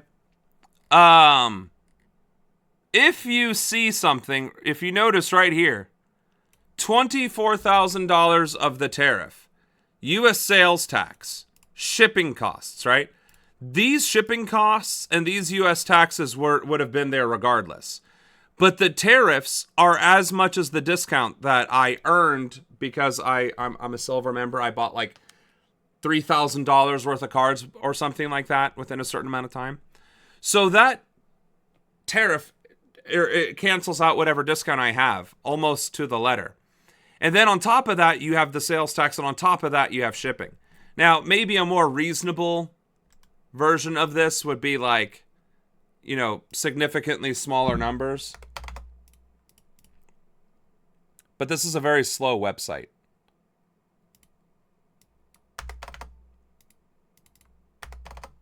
And I don't think I can update multiple things at once.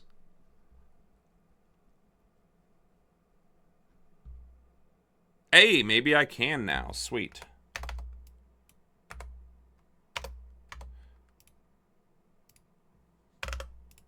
I just want to get it down to like a reasonable number here.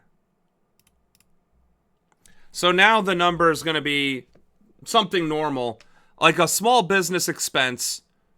A reasonable small business expense would be something like $50,000, right? So we're going to go back to our black card with unlimited spending. Oh my God, and I keep doxing myself.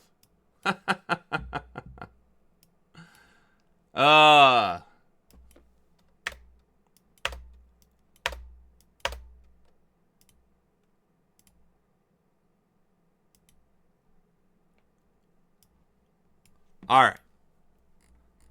Notice there's still the huge tariff, the huge shipping, and the huge sales tax, right? These are the things that people are dealing with, and most stuff don't offer discounts, right? So these numbers right here, right? You have your base product cost, which has gone up due to the tariffs outright, causing an increase of goods, and then the actual tariff itself, which is expressed. All shipments to U.S. addresses will include import tariffs. There will be no further tariff charges when you receive your order. All right? So the cost of goods themselves have gone up exponentially. Again, I want to point something out. 100 of these, and let's see, was it 100 or these are 1,000 mats? That's not how many I bought last time. Let me see something before I dox myself for a third time here. I'll do. Oh my God. So if we go to order status,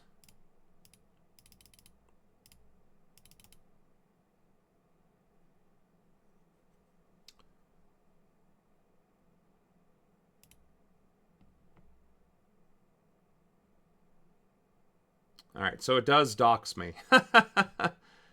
Can I, if I do this, will it keep it there? Perfect.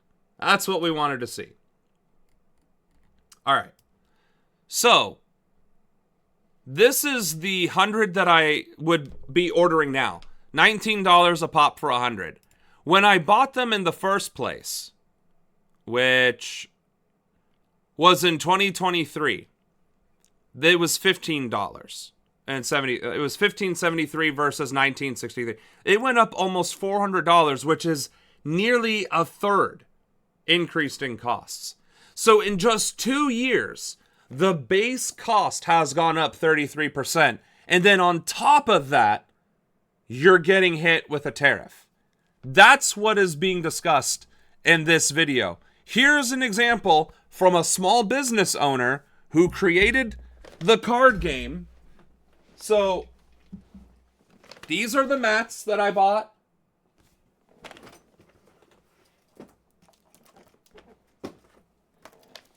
And these are the cards that I bought. Yeah? I don't think I have an actual box container.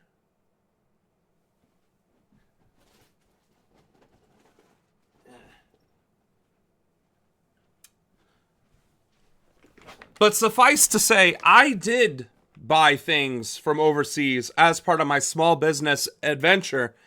And that base cost has gone up by over 33%. So, let's see. 1963 divided by 1573.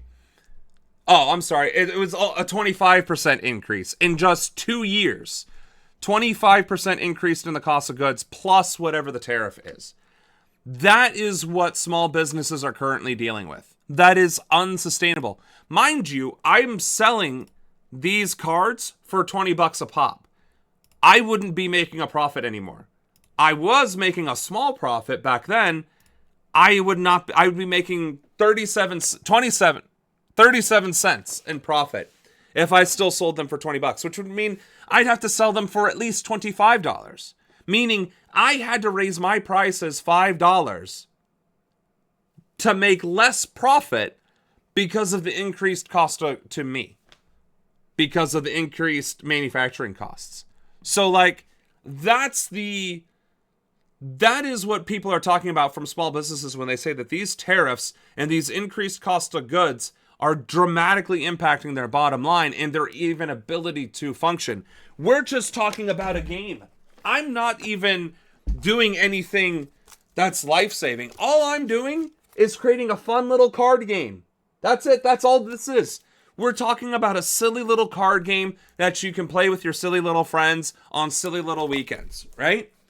And even an independent small publisher card game maker is being crippled because of these tariffs and the rising costs of manufacturing.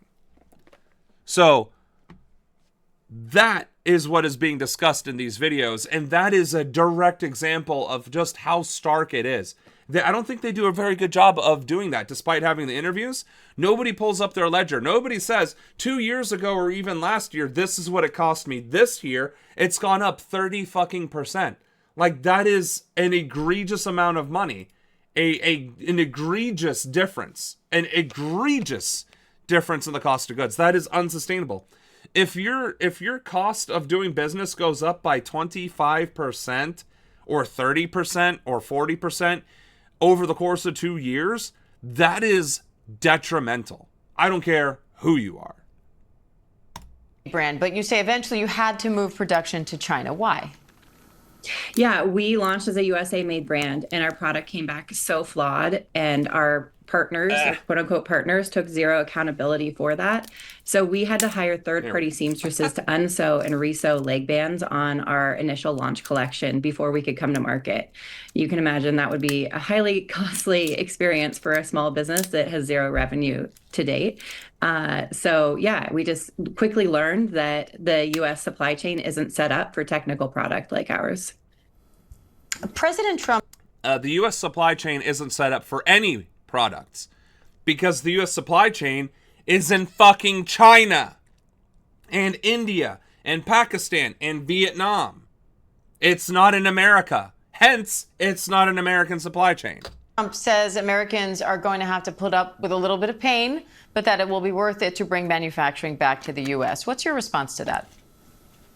Yeah, it's going to take generations to bring textile manufacturing. She, without skipping a beat, said exactly what everybody has been saying. It will take generations or an exorbitant government investiture to accelerate the rehabilitation of our manufacturing capabilities. Like, these companies don't have the money it would take to bring back manufacturing to the United States.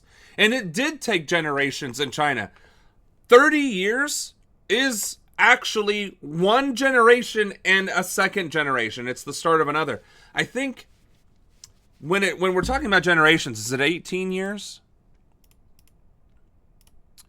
How many years is considered a generation? 20 to 30 years. Which is according to Wikipedia. So 30 years would be the top end of a generation or a generation and a half. And it took China pretty much all of that time, 30, 40 years, to become the global epicenter of manufacturing. Because didn't that actually start with Reagan, of shipping jobs and manufacturing overseas? So yeah, I would say that was multiple generations. That was at least 2 generations for sure involved in the development of Chinese manufacturing, Indian manufacturing, and Vietnamese manufacturing. So we would need that level of investment across that span of time, or that level of investment multiplied in an accelerated amount to do it in a shorter amount of time. There's no way. There is just no way that this brings manufacturing back to America. Especially high quality, highly technical, at scale. So I call BS to that. There's been no investment from the U.S. government to bring textile manufacturing back to the U.S. They've made it very clear that that's not a priority for this administration, that they're focused on automotive and microchips. So yeah, there's we can't take the burden of that. What do you want? So, again, I'm not just the only one saying it. I am not just some random creator that you found on Twitch. I am actively running for Congress. I have been actively involved in U.S. politics nationally since 2015. Well, more so 2016. But, that being said, I'm not just talking out of my ass either. People who are living with it, people who are dealing with it, people who are on the front lines of it, right? My game is essentially a hobby at this point, and it never made it to the point of being an actual small business that actually paid my bills.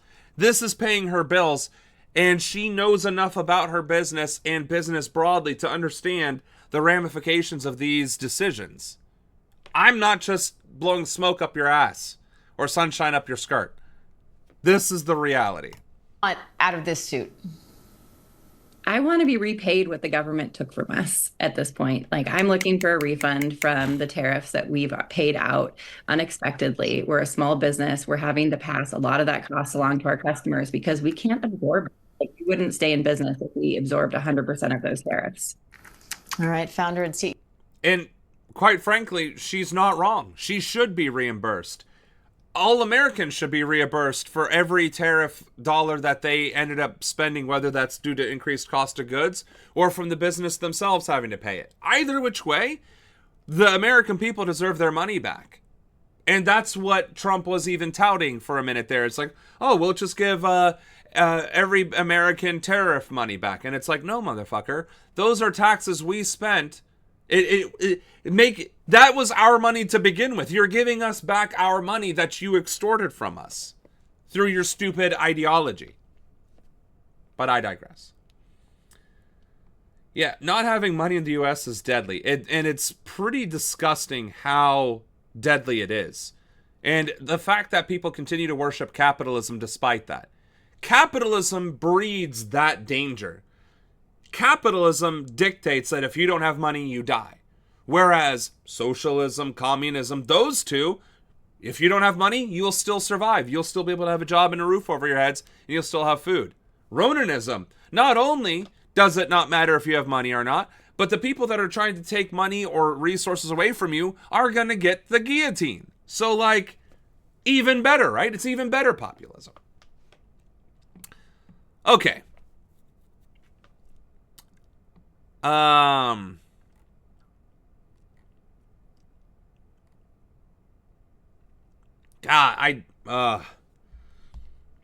I really don't want to get riled up and do more of these ICE videos, but I mean, that's kind of unfortunately what we're doing here. So, and they're both from Democracy Now! So we'll start with this one. We'll go a few minutes into it. I'll get Illinois good and riled Governor up. J.P. And then we'll go to another one that's just as horrific, if not more so. In fact, I think most of these are pretty fucking dystopian for the rest. Hey, there's like a couple of feel-good videos in here. The Democrats sweep major races. And Newsom urges blue states. That might be a decent one. Everything else... Oh, we got alien conspiracy theories, so we'll try and end the stream with that. But most of these videos are going to be pretty rough. So, audience members, my fellow Americans, buckle up. Pritzker is calling for federal agents to pause their immigration enforcement in Chicago until after Halloween, amidst widespread condemnation of chaotic and violent arrests, confrontations with residents. I've sent a letter to Kristi Noem and to the Department of Homeland Security leadership. Oh boy, asking another them fucking to letter. pause all of their federal agent operations for the entirety of the Halloween weekend. I'm asking for basic human decency. I think their response... So the governor of Illinois, the best he can do is write a strongly worded letter to DHS and Naomi Klein to please don't raid people on Halloween weekend, please. Dude, you are the governor of Illinois. You have the authority to mobilize the National Guard in a time of crisis. ICE terrorizing Chicagoans in Illinois is a time of crisis. Fuck. You, the only thing you can do is write a fucking letter? Fuck this guy. Fuck this guy. Fuck this mafioso-looking piece of shit. We didn't even get 31 seconds into this video, and I am crashing out. I'm sorry. Future President Samuel Ronan, congressional candidate Samuel Ronan, I apologize. But the reality is, how are you going to be a governor of a whole ass state with the 5th largest city in the country, which has the majority of the population of said state? How are you going to be governor of that state, having jurisdiction over that city, and the only thing you can muster is a strongly worded look, I even have a quill and ink, right? A strongly worded letter. That's the most you can fucking muster to terrorists invading your fucking state and your most populous city? A strongly worded letter to just pause operations during these days? Are you fucking kidding me? Like, yes, Democrats won. They swept because of Trump and this, that, and the other. Yay. But the reality is we have Democratic leaders. We have Democratic governors. We have Democratic mayors of major cities, right? We have left-leaning members of the military, left-leaning members of law enforcement, right? That exists in our country. And yet, somehow, all of these people, despite their alleged left-leaningness, the most they can muster is a strongly worded letter. Please, sir, don't stomp on my neck with your boot. It's literally, here we go. It's giving this. It's giving this right here. Ah, they're stepping on me. Ah, stop it. Stop stepping on me. Oh. It's giving that. And I can't. I am unable to can. And maybe we've been watching too much dystopian horror today, and this hour and 53 minutes is my limit and my breaking point. But I cannot with these Democrats. I cannot with the victory lap. We won. We have Democratic leadership again. It doesn't matter if you're not going to use that power and authority. If you're going to be a governor and your president is going to terrorize your state and your city, and as governor, the only thing you do is bend over and spread your cheeks, then resign. Fucking resign. You are not doing your job. You are not serving your state or your city, let alone your people. You are worthless, feckless, and cowardly.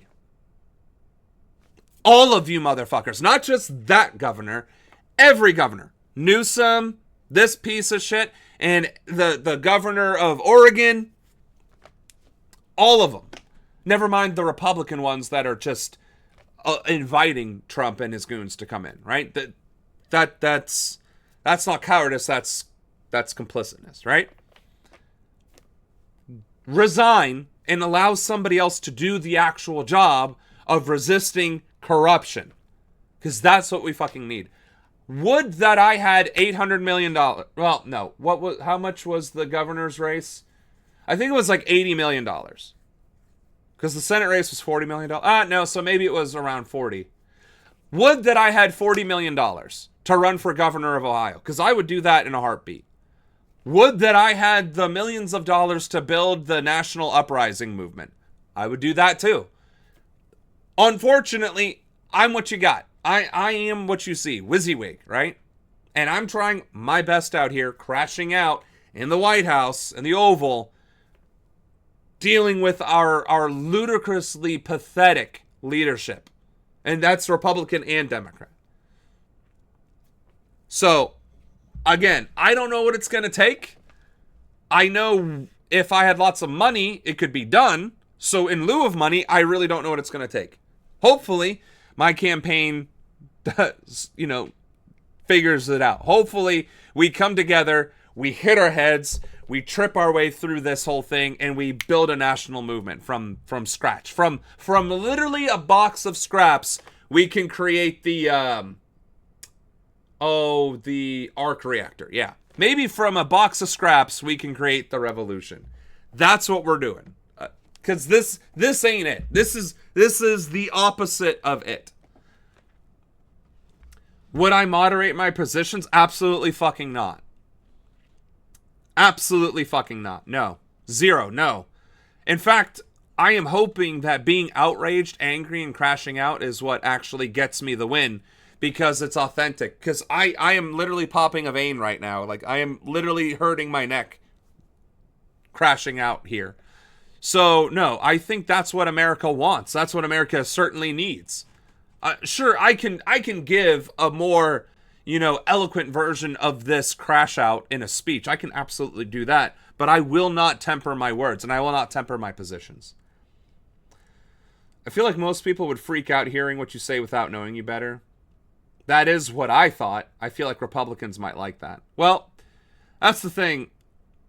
I'm obviously not going to call for the execution in Nuremberg-style trial executions of the Trump administration when I run for Congress. Because I'm not going to go door to door. Hi, I'm Samuel Ronan, and I'd like to execute the president. That's going to, like you said, turn people off. But during the speeches, during the debates, coming on stream, seeing the videos on YouTube, that is where I think the passion and the rage actually 100% deserves to be. But if I'm going to present myself at the Republican Party meeting, yeah, I'm not going to say, hi, my name is Sammy Ronan. I'm going to go ahead and primary the incumbent because I think he's bootlicking scum. And I think MAGA is the downfall of American democracy as we understand it.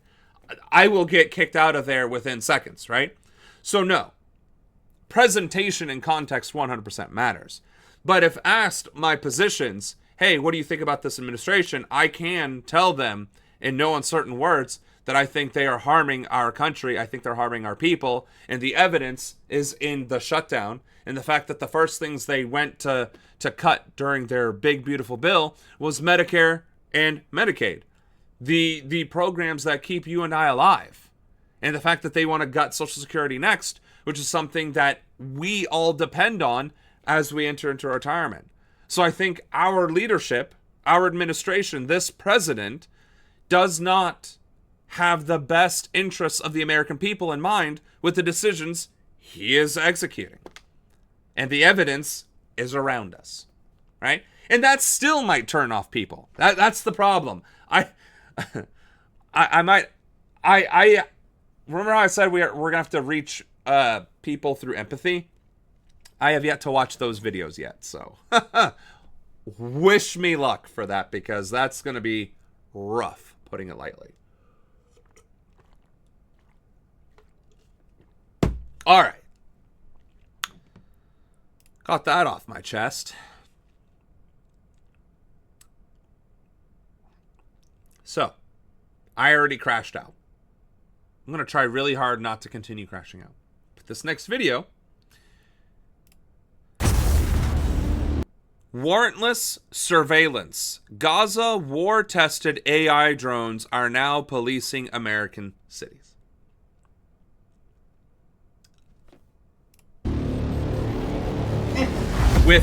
With a sci-fi video introduction and a clearly right-wing media page. Awesome. Anna, what are you doing? Hey there, friends. Welcome back to another Legally Armed America video. I'm, of course, Paul Glasgow here, the one and only truth pimp, dealing you a vulgar display of logic and reason on a daily basis. They tested them in Gaza.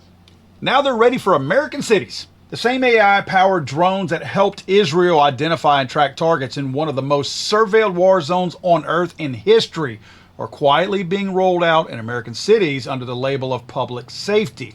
Meet Skydio, the Silicon Valley company that reportedly shipped over 100 autonomous reconnaissance drones to Israel for urban operations in the Gaza conflict.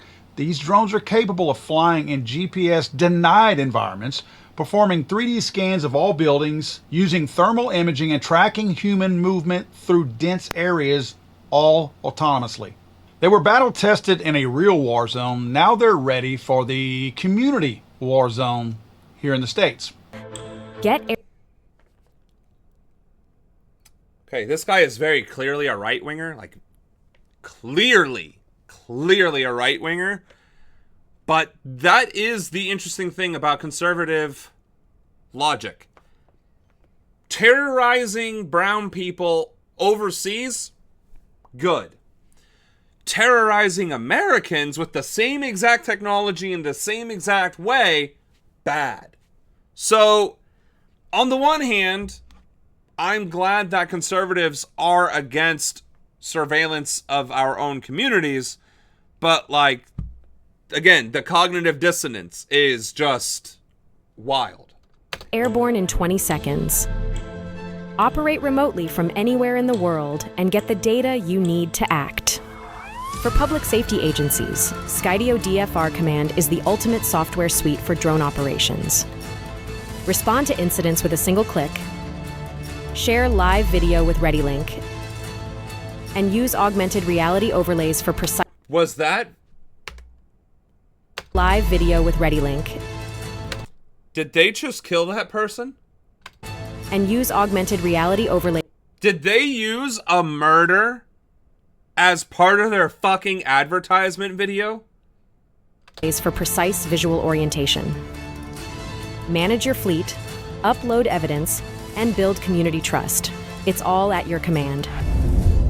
There were a lot of words that were used in that last sentence there that did not go together. Upload your information to the community and act to build trust. Surveil your community, upload the data non-transparently to build trust. Meanwhile, we can also kill you with night vision, thermal, and use augmented reality overlays in real time over live video feeds. So remember all those games like Pokemon Go that ran wild with the augmented reality, where you'd be walking with your cell phone and it would be like the little critter would be right there or disappear as you panned, right? All of that got sold to these defense companies. All of it got sold to these defense companies and is now being integrated into surveillance systems because we were like, oh, gotta get Pikachu. Mind you, I was one of them. Ooh, gotta get Pikachu. We were literally played from playing a game and helped create and teach the technology that is now being used to slaughter Palestinians and now being turned on American communities. Outstanding. Able to pre-position drones on top of, let's say, police stations, and those drones being able to remotely deploy and operate beyond visual line of sight for drone operations is the game changer. We want drones in docks all over the city of Oklahoma that can respond to a call, can respond to an officer, and give them eyes in the sky before they even arrive on scene. Seeing what the dock for X10 can do up here, I think we're one step closer to making that a reality. Skydio X10 dock is definitely the future for drones from our perspective. Skydio was able to deliver on that technology. We have fuel up here being launched remotely, and it's working. You know, there's over 40-mile-per-hour winds, it's over 100 degrees, and it's been able to work in situations where we never dreamed we'd be able to use a drone. Like, don't get me wrong. I'm not going to sit here and say that a drone technology can't be used for good reasons, right? It could help find kidnapping victims. It could help find people trapped in burning buildings. It could help catch fleeing suspects that have actively committed a crime. I am not saying that the technology being used as a tool doesn't have merit. The problem is we aren't a democratic society. We aren't a moral society. We aren't an ethical society. We are not a just society. So implementing these technologies in our communities and our country at all is literally adding fuel to the police state fire that we are already struggling to combat. And the proof is in the pudding. Like, you can see exactly how it was conveyed. And the fact that they are using the battle tested in Palestine as a selling point. So all Americans are now lawful targets to be acquired. We are now the enemy of the state. We are active combatants in the United States of America from simply existing. No. That is not okay. And it never will be. It never will be. That's probably why Hillary was trying to promote it with her Pokemon Go to the polls line. Yeah, could be. You never know. I like drones. I got one that goes 87 miles an hour and it's fun to fly with. But since the drone war stuff, it feels weird to fly. Right. What was a toy... Again, even the fact that you were using it as a toy recreationally was probably feeding data to the same drones being used in Palestine or other theaters of war. And I'm not saying that to diminish your joy or your hobby. I'm saying our hobbies, including mine, Pokemon Go. Our hobbies are being used against us. Like the AI stuff. They're just scraping our artwork, our posts, our messages, our texts, our letters, our messages, our DM messages, right? AI is stealing our creativity and trying to hodgepodge humanity out of it. Everything that we do is a product for another company to use to sell back to us, while we are left holding the bag or being forced to use it when we don't want to. So, yeah. That was dystopian. It's no wonder Doral, Florida is nicknamed Doralzuela. 2 in 5 people living here are from Venezuela. Like Jose Mendez, who was a city auditor in Maracaibo until, he says, the Maduro government forced him into exile in 2022. Al Jazeera, are you seriously perpetuating more anti-Maduro rhetoric? Can you fucking stop? Please. He hopes the U.S. removes Nicolás Maduro from power. I truly want him to be overthrown. I'll say it even if it hurts me later, if I'm sent back. Mendez fears he'll be deported back to Venezuela because his temporary protected status in the U.S. expires in November. More than 500,000 Venezuelans are losing their TPS status after Trump deemed it an unwanted remnant of what he calls Biden's open border policies. Mendez says he's now worried he'll be arrested by American immigration officials in scenes of government violence that remind him of the Venezuela he fled. I'm seeing the same thing happen here. I thought U.S. officials would be more professional and less violent. To avoid deportation. Okay. I don't think we can use Al Jazeera anymore when it comes to Latin American news, because this ain't it. But yes, people who fled Venezuela or who are coming to America regardless are now fearing for their safety from American agents or mercenaries that have been deputized because we are acting like domestic terrorists. And that's the main takeaway from this. Moving right along. So, a German far-right party's campaign tactic, fake deportation tickets, which was literally one of the things that the Nazis did against the Jews who were fleeing. So, the fact that the German far-right isn't being unilaterally charged with Nazism and charged with terrorism is kind of shocking. AfD began an ad campaign distributing tens of thousands of flyers in southwestern Germany designed to resemble plane tickets for deportation. Ich habe heute Morgen das hier in meinem Briefkasten gefunden. Das hier ist ein Abschiebeticket der AfD. Und ganz ehrlich, wie cool ist das denn? Hier steht, dass ich am 23. Februar einen Gratisflug zurück in mein Heimatland bekomme. In the place for the passenger's name, the tickets said illegal immigrant. Oh Jemini, ich verstehe nur eine Sache nicht. Warum steht bei Pajassir illegaler Einwanderer? The flyers caused an outcry and accusations that they promoted racial hatred. Denn wie wir alle wissen, wiederholt sich Geschichte leider. Denn die AfD ist nicht ganz alleine auf diese Idee gekommen. Bereits 1933 hat die NSDAP Freifahrtkarten... Did I not say that? Did I literally not say that it was the Nazis that started this first? ...an Juden verteilt, um zurück nach Palästina zu gehen. Das Ganze war damals natürlich auch nur als Witz gedacht, aber wir wissen ganz genau, was die nächsten 10 Jahre passiert ist. The AfD official behind the campaign was Mark Bernhard. Can I ask you about this remigration post-out that you created here? There's one there. Yeah. So just tell me, what is that and what was the purpose and message of that? The purpose is, first of all, it's like for voters, because it's like part of the voting campaign, so it's for voters. And it's supposed to bring one important problem back on the agenda. And it's very, very strange. I mean, everybody talked about the ticket, but nobody talked about the problem. Well, the history of that but nobody talked about the real issue.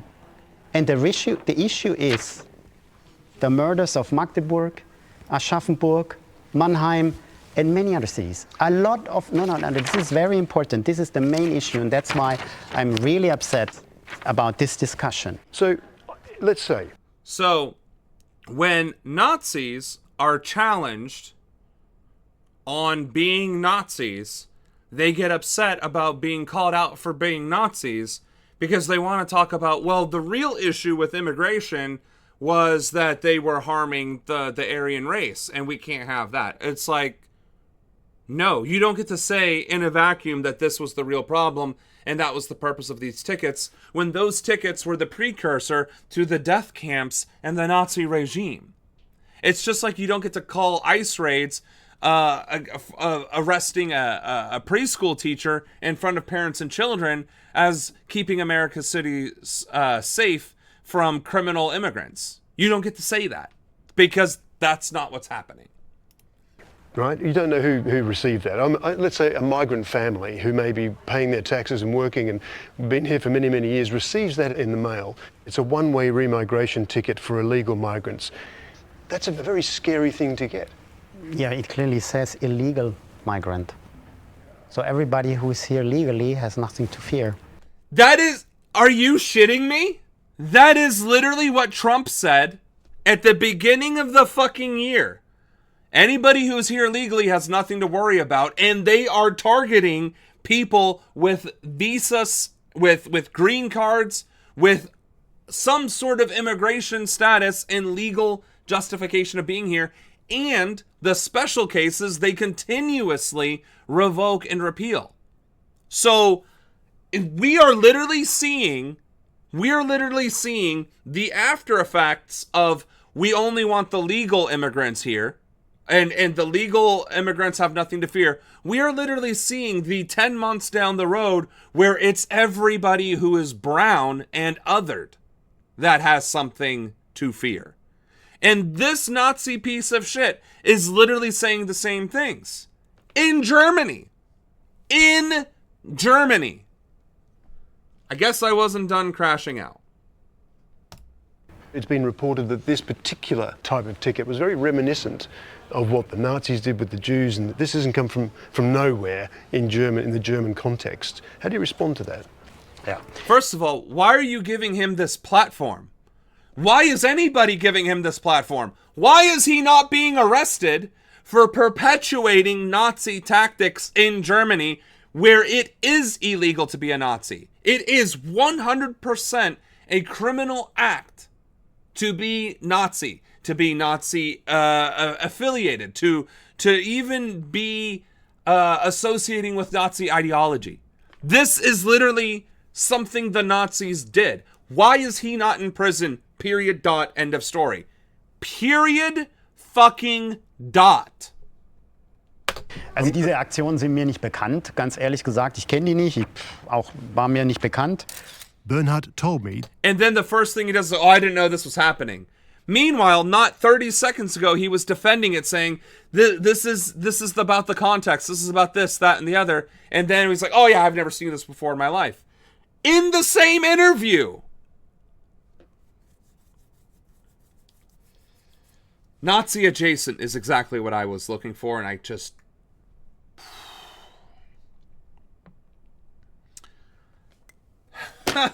Man. I don't know how I'm going to get through these next 44 minutes, but The party wants to remigrate over 1 million people. Look, der Osten macht's. Sommersonne Remigration, right? This is also kind of alluding to East Germany. Ost is east in German. People. Some immigrants that German courts have already ordered to be deported, but mostly Syrian refugees. We're talking about 1 to 1.2 million. Great, so Germany's already starting their mass deportation of refugees. Great. I'm gonna sit with that for a second. That Germany is making Germany great again. With mass deportations and bringing old Nazi playbook items back into play. And look at this guy. I mean, he just looks like a Nazi. His entire face, his entire aura is just, I am a hateful, bigoted sack of shit. Okay.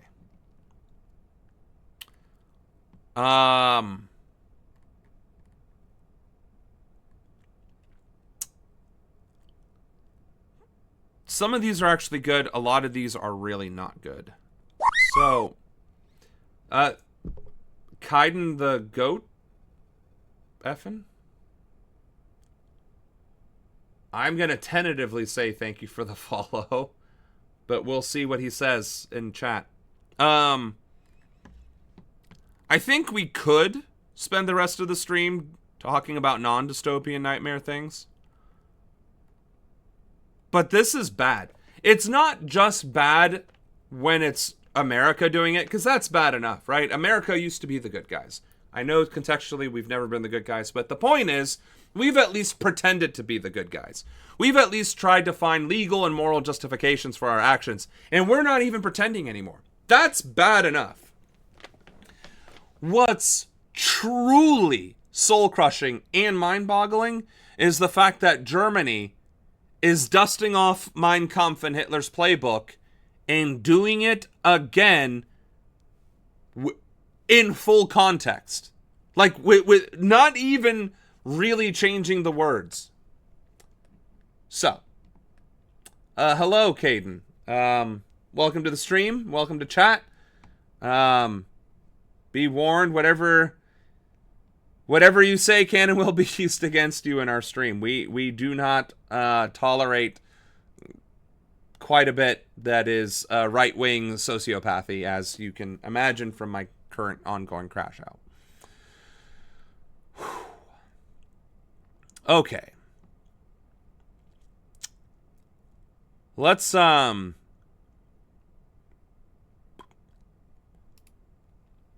Joining Let's us go to now to QAnon. discuss this and more, Republican Congresswoman Marjorie Taylor Greene of Georgia. She serves on the House Oversight and Homeland Security Committees. Congresswoman, thanks so much for joining us. When we spoke the other day, last month, it was relatively recently, you acknowledged that the cost of living here in the United States is still high under President Trump. Is that a major reason why Republicans, you believe, lost the elections the other day? It's a massive reason, and I think they were surprised by it.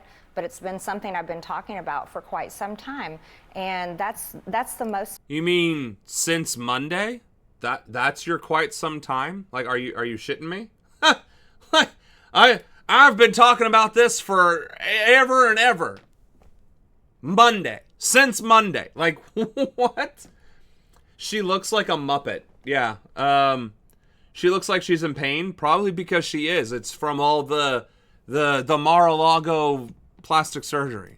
Most important thing people care about, the ability to put food on the table, a roof over their heads, and also their safety and security for their financial future. Speaker Mike Johnson, Senate Majority Leader Thune, and Vice President J.D. Vance, they all downplayed the election results, disputing that this is a broader wake-up call for your party. Are they wrong? I don't think they should downplay it. I'm from Georgia, and we lost two very important public service commission seats that were statewide races in the state of Georgia. I think that should be a big wake-up call to my home state. We've got the entire slate coming up in 2026 with Governor, Lieutenant Governor, Secretary of State, and John Ossoff's Senate seat is up for election. So I think it's a major wake-up call, as well as other down-ballot races in like Pennsylvania and Mississippi. You've been You know, there's a lot to say to the fact that of all the things that we've been watching today and all the things that have been covered in recent weeks and months, Marjorie Taylor Greene sounds like the voice of reason in this specific moment. In these past 1 minute and 31 seconds of this video, she has not said anything unreasonable, out of pocket, batshit insane. She is actually sounding like a congressional representative from the state of Georgia. And I don't know how to feel about that. Here she is, being calm, respectful, discussing things in a equitable manner, highlighting real issues from the right point of view, from an actual objective reality. It's unheard of to hear this from any member of Congress, from any party, but least of all Marjorie Taylor Greene. Like, it's shocking.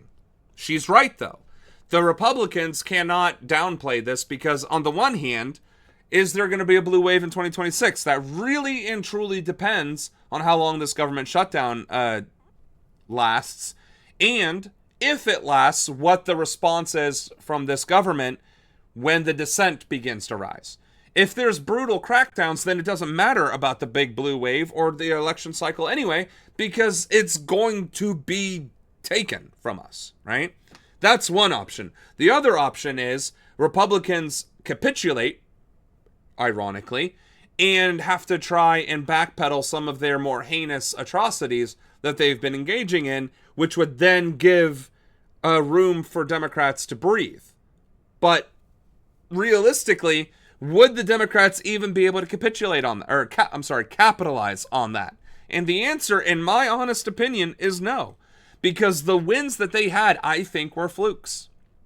I don't think that the Democrats got their person in the positions that they wanted their person to be in. Cuomo lost. There was a different Democratic candidate that got the governor's seats in those two seats. I don't know if the Minnesota mayor ended up winning either, that candidate. There are a lot of leftists who were running as Democrats who may not have won. Or if they did win, that is anti what the party stands for. So I don't think the Democrats have the ability to capitalize on dissent, because that would require them shifting their priorities from a pro-capitalist standpoint to a pro-populist standpoint. And those two don't mesh. You can't be pro-capitalist and pro-populist. It doesn't work. It doesn't happen. It's not a thing. It is water and oil, fire and ice, peanut butter and tomato sauce. You know, it's just, I don't think the Democrats have it in them. But, so, surprisingly decent video.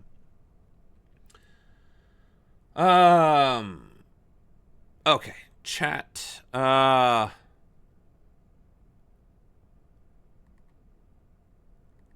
see there's more Trump videos, but we're not going to listen to Trump talk. I don't give a shit about Trump. Let's listen to Newsom. Crowns, no thrones, no kings.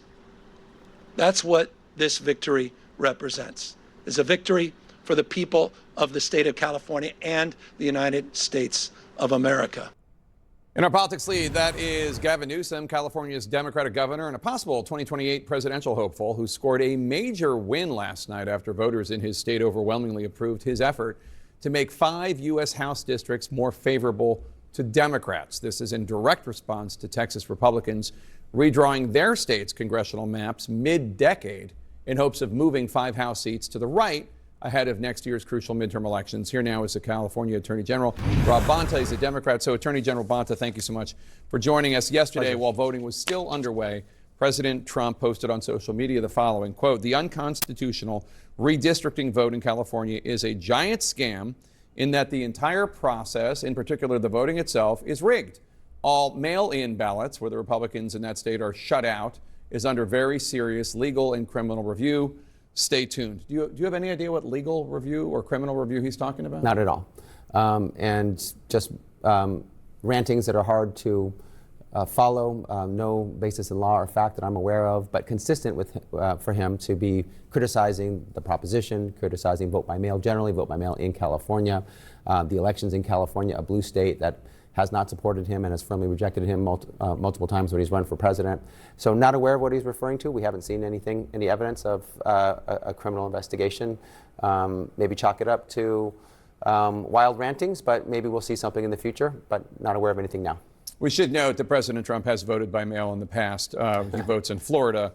And he does not, he generally speaking, has voted, well, he's voted by mail. A group of California Republicans, they've already filed a federal lawsuit challenging this new map, arguing it, quote, violated the 14th and 15th Amendments to the Constitution when it drew new congressional district lines based on race, specifically to favor Hispanic voters without cause or evidence to justify it, unquote. What's your reaction to the Republican lawsuit? This is another lawsuit in a litany of lawsuits, all of which up to now have been firmly rejected by the courts, none of which have had any traction, any legal basis, and all of which have been dismissed up to now. We'll see what happens with this one, but I will say the people of California voted. They voted loud and clear, overwhelmingly. Trump was not on the ballot, but he was on the ballot. His specter loomed large. This was a referendum on Trump. People want affordability. They want lawfulness. They want the Constitution. They want democracy. I think that their voices should be upheld, and the will of the voters should be honored. Last night. So much of what we were saying earlier is that Trump's hypocrisy has no basis in reality, but also you can't have your cake and eat it too. You can't allow Texas and celebrate Texas rigging their districts and then condemning California for doing the same thing. So, again, I am not nearly so optimistic to think that the tide is turning against Trump's administration, because at the end of the day, the Trump administration has proven that it will double down on playing dirty rather than capitulate to the law and the Constitution. And I think if the more we push this administration into a corner without actually arresting them or holding them actually accountable for their actions, the more they're going to feel cornered, the more they're going to double down on their fascistic consolidation, and the more that they're going to lash out against the American people. That's what I think is going to happen. I think the more they get pushed back against without any actual repercussions, the more they're just going to double down on spreading ICE all over the country, using the military as a weapon and terrorizing people, not just immigrants, not just brown and black people, but all people in America broadly, especially during elections. I think that's what we're going to see happen. Where's the case that people voted for this? It's not in Texas, right? I think they just did that within the House. They didn't even do a referendum. Here to say Mamdani isn't doing anything he promised. So you heard me earlier today, huh? Trump said the opposite. He said that the GOP lost because he wasn't on the... Yeah, well, and also Trump praised the GOP and is encouraging other states that are red to do the same thing. So it's... We can argue until the cows come home that the hypocrisy is stark. All right, 30 minutes left. I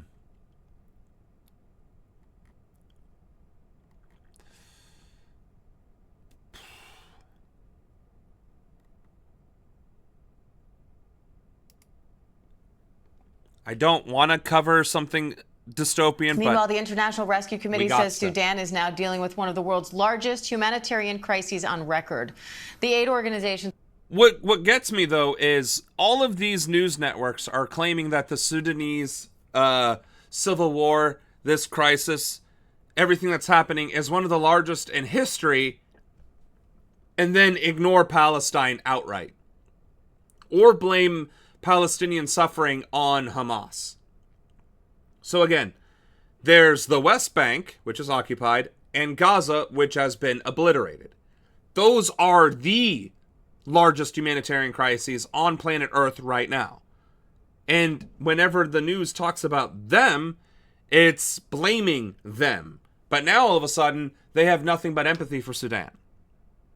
That is very fucking telling. It says half the population, roughly 25 million people, face high levels of food insecurity. And aid agencies say the country's 2 years... Literally every Palestinian faces food insecurity. Civil war has worsened that crisis. Now the UN Assistant Secretary General for Africa says the fighting's putting peacekeepers at risk, adding, quote, the situation has become more dire with a surge in targeted drone strikes. Vice President of the International Programs for the International Rescue Committee, Bob Kitchen, is here for more on that. Bob, thank you so much for coming on. About 36,000 people we're seeing have left Al-Fashir amid reports of mass kidnappings and killings. I know you have some people on the ground now. What are they telling you? Well, our team is in Tooele, which is about 50 kilometers away from Al-Fashir. We were expecting a huge number of the 250,000 people who were said to be in Al-Fashir before it fell to come towards us, towards safety, towards aid. So far, we're only seeing a fraction of that number, which means they're being stopped. How do you think they're being stopped? Why are they being stopped? Well, the militant group that has taken Al-Fashir, the Rapid Support Forces, they want the population. They want to take the city with a population in it. They have killed many people over the last few weeks, and they've detained everybody else to hold them where they are. It's terrifying. We have no idea what's going on. We can't send aid into the city. It's a desperate situation. You also say more than 70% of the hospitals... See, they are uncritically talking about the horrors happening in Sudan. But Palestinians have it coming because Israel can do no wrong and Hamas is a thing that exists. Like, I'm not trying to discredit the suffering of the Sudanese. I'm not. I'm just criticizing heavily the reporting involved. Also worthy of note, 19.1 million subscribers of ABC, and this video came out 9 hours ago, and there are only 800 views. Not even 800 views. And we're one of the views. And only 11 thumbs up. Mine being one of them. So, not only are they reporting on this extremely differently than they do on other things, people generally just don't give a fuck.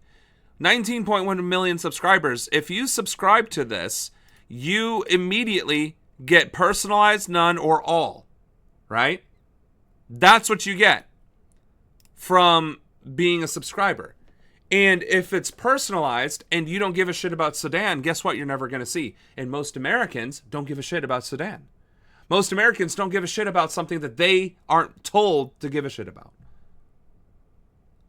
It's truly gut-wrenching to see the black and the white, the yin and the yang reporting of Sudan, and of course the amount of people who are actually giving a shit about the crisis.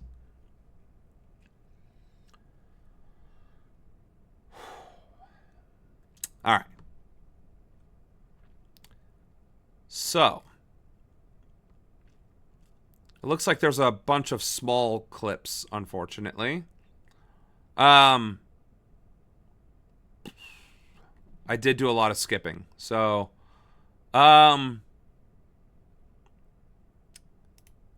So I really do think, when you put all of those things together, look, I think the economy, this is a good transition to, the economy piece. So we could put A7 up on the screen here. I do think the economy is the central piece, but these other factors, whether it's Israel, whether it's the just gaudy show of wealth and opulence, sucking up to these tech oligarchs and handing them everything that they could possibly want. The crypto, the smash and grab, all the corrupt deals and padding the pockets of you and your family and your aides, the insider trading, all of that sort of stuff. And you couple that with a dire economic landscape that feels like it's only getting worse and worse, there's going to be a political reckoning there to pay. So this was G. Elliott Morris wrote this up. And the astonishing thing here, if we can hold on this for a moment, is that you had a voters' number one issue, as it usually is, was the economy.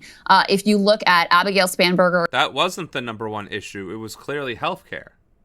No? Am I reading this wrong? Oh, and sorry, we're not seeing the other screen there. In Virginia, 48% of voters said the economy was their number one issue. Of those, 63% voted for Abigail Spanberger. In New Jersey, similar numbers, 32% said that the economy was their number one issue. Taxes was another one that was Okay, so see these gray numbers? That's the number one issue. That's the number one issue, or the number two issue, right? But what's crazy is the number one issue was the economy, and then they voted for her in a 2-to-1 split. Whereas their second biggest issue was healthcare, and it was a hands down, no questions asked, Spanberger on healthcare. So the question of what do we do from here? How do we fight back? Can the Dems win? Is there going to be a blue wave? The reality is yes. There's always the opportunity for revolution. There's always the opportunity for a changing of the guard. That's always a reality. However, the way that it's going to happen is through these key points and by having these strong positions on them, right? Sure, fine, immigration, the Republican won that. But the economy, healthcare, and education, those are overwhelmingly things that are liberal. Those are liberal social programs. Those are socialized socialized entities of governments. That is what the government provides to the people. The economy, healthcare, and education. So those are intrinsically liberal social programs because that's exactly what they are. They are publicly funded. They are public programs. So those are intrinsically going to be liberal or left-leaning. If Democrats would actually lean into that messaging and then follow through, they would win hands down. But the question and the reality is, will they do that? And unfortunately, the answer is no. Because we are seeing how much they are pushing back against it already from just the Mamdani win. So. Significant issue there as well. I think Chitterelli really put that on the table. But in any case, of those economy voters, Mikey Sherrill won 65%. Guys, this represents a 93-point swing away from the Republicans compared to the 2024 election. Economy voters went for Trump in the 60%. So it was the number one issue in 2024, and those voters overwhelmingly chose Trump. And now here we are a year later, and Democrats are winning 2/3, roughly, of the voters who say the economy is their number one issue. Put A8 up on the screen here because I think this is also really important. I mentioned this before the election, but I just wanted to underscore this. This is incredibly telling. So right now, in November 2025, 72% of Americans say economic conditions in the country today are poor. 72%, only 28% say that they are good. If you rewind back to Trump's first term, to the same period in Trump's first term, you had an almost complete flip of those numbers. 68% at that point said, actually, the economy's good. And only 30% said it was poor. And I will remind you that even with those sorts of strong economic numbers, you still had a backlash election in 2018 that was overall very positive for Democrats. So now, with the economic numbers looking so dire and possible, we're obviously tracking closely the AI bubble and what that means and all of these layoffs, some caused by AI as well. Things could be worse by the time we get to the midterm elections. And so that reckoning happened in 2018. Just imagine what we could be in store for here in 2026, given that you have all kinds of upset over Trump and, his authoritarian tactics and his foreign policy and all those sorts of things. And you also have incredibly dire economic conditions and very negative sentiment about the economy. It doesn't. So I'm not going to disagree with anything she just said. Those are all very true things with historical context, with very real, actionable polling that is happening right now in real time. The difference between 2018 and 2026 is literally 8 years of time, 8 years of messaging, 8 years of propaganda, 8 years of COVID, of consolidation of industry, more Gilded Age economic policies, the consolidation of power of industry and the wealthy, the increasing bubble of the working poor and financial insecurity amongst Americans. You have 8 years of suffering and struggle and decline into fascism to now the consolidation of fascism. That is a completely different environment than 2018. In 2018, we had the last dregs of a democracy, the last dregs of Democrats pushing back against Republicans, the courts doing their jobs, XYZ, right? That was already on the decline from the Obama administration in the first year of Trump's administration, right? That was already in decline. We hit Biden, and he expanded ICE. He consolidated power within corporations. He busted an actual railroad strike. He gave carte blanche to Israel and allowed the police state to further entrench itself in America. To now the second Trump administration doing what it's been doing for the past 10 months. We are no longer in a even tentatively functioning democracy.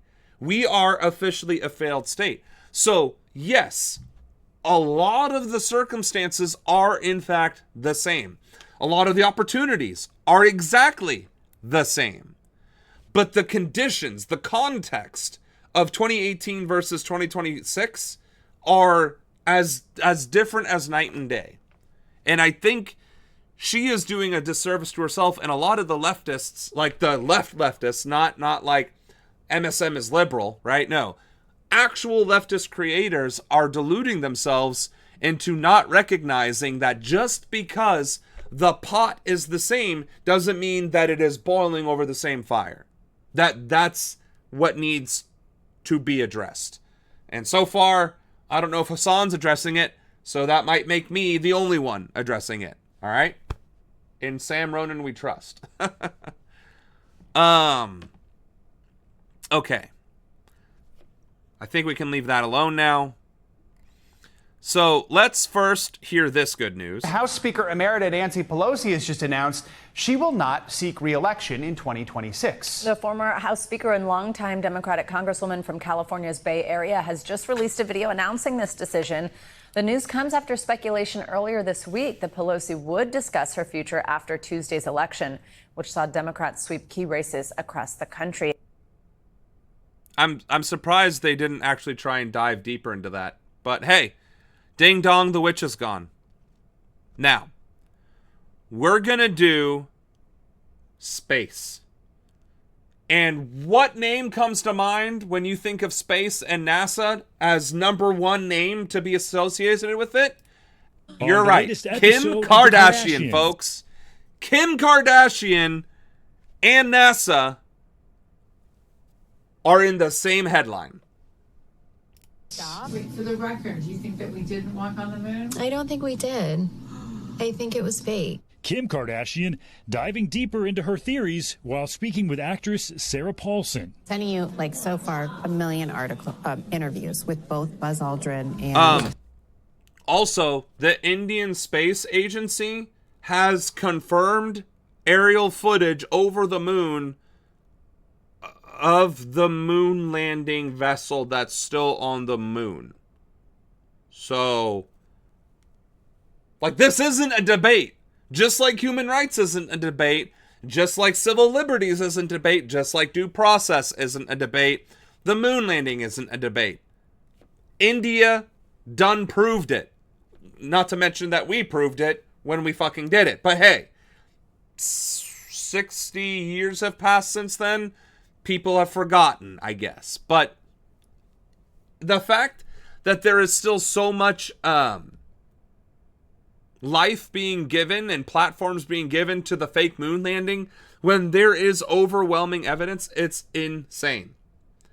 And I didn't mean to necessarily pause on her memories there. The other one. The other moon landing. This girl says, what was the scariest moment? And he goes, there was no scary moment because it didn't happen. It could have been scary, but it wasn't because it didn't happen. Kardashian now pushing a 50-year-old conspiracy theory, and NASA is not having it. Acting Administrator Sean Duffy firing out a quick response on X. Yes, Kim Kardashian, we've been to the moon before 6 times. Which is also crazy because people are like, oh, we didn't land on the moon. Buzz Aldrin and Neil Armstrong didn't land on the moon. It's like, okay, let's just take that into consideration for a second. We went up there another 6 times. That's what the Apollo missions were, to go to the moon with people. And then we stopped doing it in the 80s because reasons. Right. And that's the thing, like Sean Duffy is gutting NASA and he's even on the right side of this. If we had actually faked the moon landing, the Soviet Union would have called us out on it. Eileen Collins Exactly. was the first female space shuttle commander. Having risked their lives to do something that important and then have someone say it didn't happen, I can understand why many of them would be upset about that. That's one small step for man, one giant leap for mankind. Buzz Aldrin, the second person to walk on the moon just after Neil Armstrong, is no stranger to being bombarded by these conspiracy theories. In fact, in 2002, Aldrin, while outside a Beverly Hills hotel, was confronted by filmmaker Bart Sibrel, who asked him to swear on a Bible that the moon landing was real or admit it was a hoax. Aldrin's reaction? Caught on camera. A punch to the face. Hell yeah. LAPD that is the never correct prosecuted response. Aldrin, saying it was provoked. The Buzz Aldrin clip Kardashian is using as her evidence went viral a couple of years ago and was quickly debunked. It was taken out of context from a 2015 interview. Kardashian falsely saying, There's no gravity on the moon. Why is the flag blowing? It's waving because they're shaking it. You can watch them. Scientists point to more recent satellite images capturing the remnants of Thank you! Thank you! The Apollo mission. To fake that requires such a high level of sophistication of computer-generated imagery and special effects. We actually weren't capable of faking that film-wise. We asked Kim Kardashian for comment, but have not yet heard back. NASA's Sean Duffy, though, offering a dose of reality and inviting her to watch the next moon. So, I actually didn't know what the code for Atlas was, but that's actually kind of interesting. Again, Sean Duffy accidentally doing his job. NASA's observations show that this is the 3rd interstellar comet to pass through our solar system. No aliens, no threat to life here on Earth. We'll see about that. 3 is the 3rd eye is interstellar, meaning from beyond our solar system. And Atlas is discovered by our Asteroid Terrestrial Impact Last Alert System team. Last alert system. Well, it's going to be crazy if we get a 4-eye atlas and it's like right outside the moon. It's like, it's the last alert and it's already here. And it is, in fact, the aliens. So, anyway, I love the reporting when it actually just, again, the flat earth isn't a debate. You can prove that the earth is round with a flashlight. You can go to any beach on planet Earth, and for simply the fact that you can't see the other side of the planet or a different part of the like a different continent is evidence of curvature. That's all the evidence you need. Go to a beach and look across the ocean. Do you see another country? No? Guess what? Earth ain't flat. Well, what if you go to Alaska and then you see Russia? That debunks your comment. Okay. Go to any of the east or west coasts of the continental United States that isn't Alaska, and then look across. If you don't see Japan, Tokyo, or the Himalayan mountains, guess what? That's proof that the Earth is fucking round. Okay. So,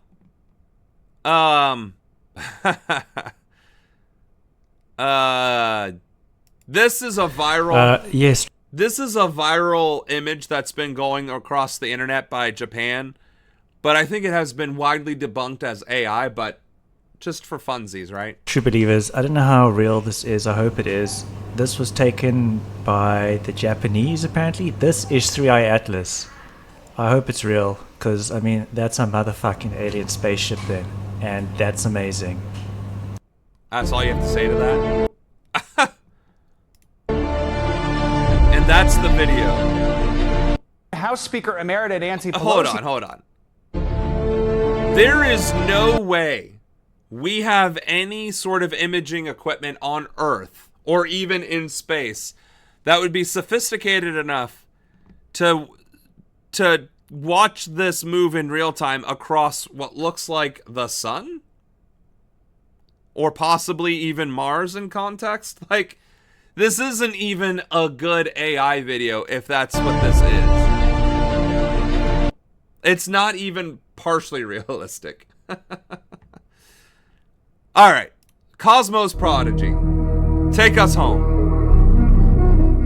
A mysterious video has been making waves across the internet, claiming to capture the interstellar comet 3i Atlas gliding through the dark expanse of space with its soft glowing... Oh yeah, with that much of a close-up, no less. Oh, you can clearly see it's the USS Enterprise. Motion and hauntingly beautiful rhythm, the clip looked almost too perfect, like a scene pulled straight from a sci-fi dream.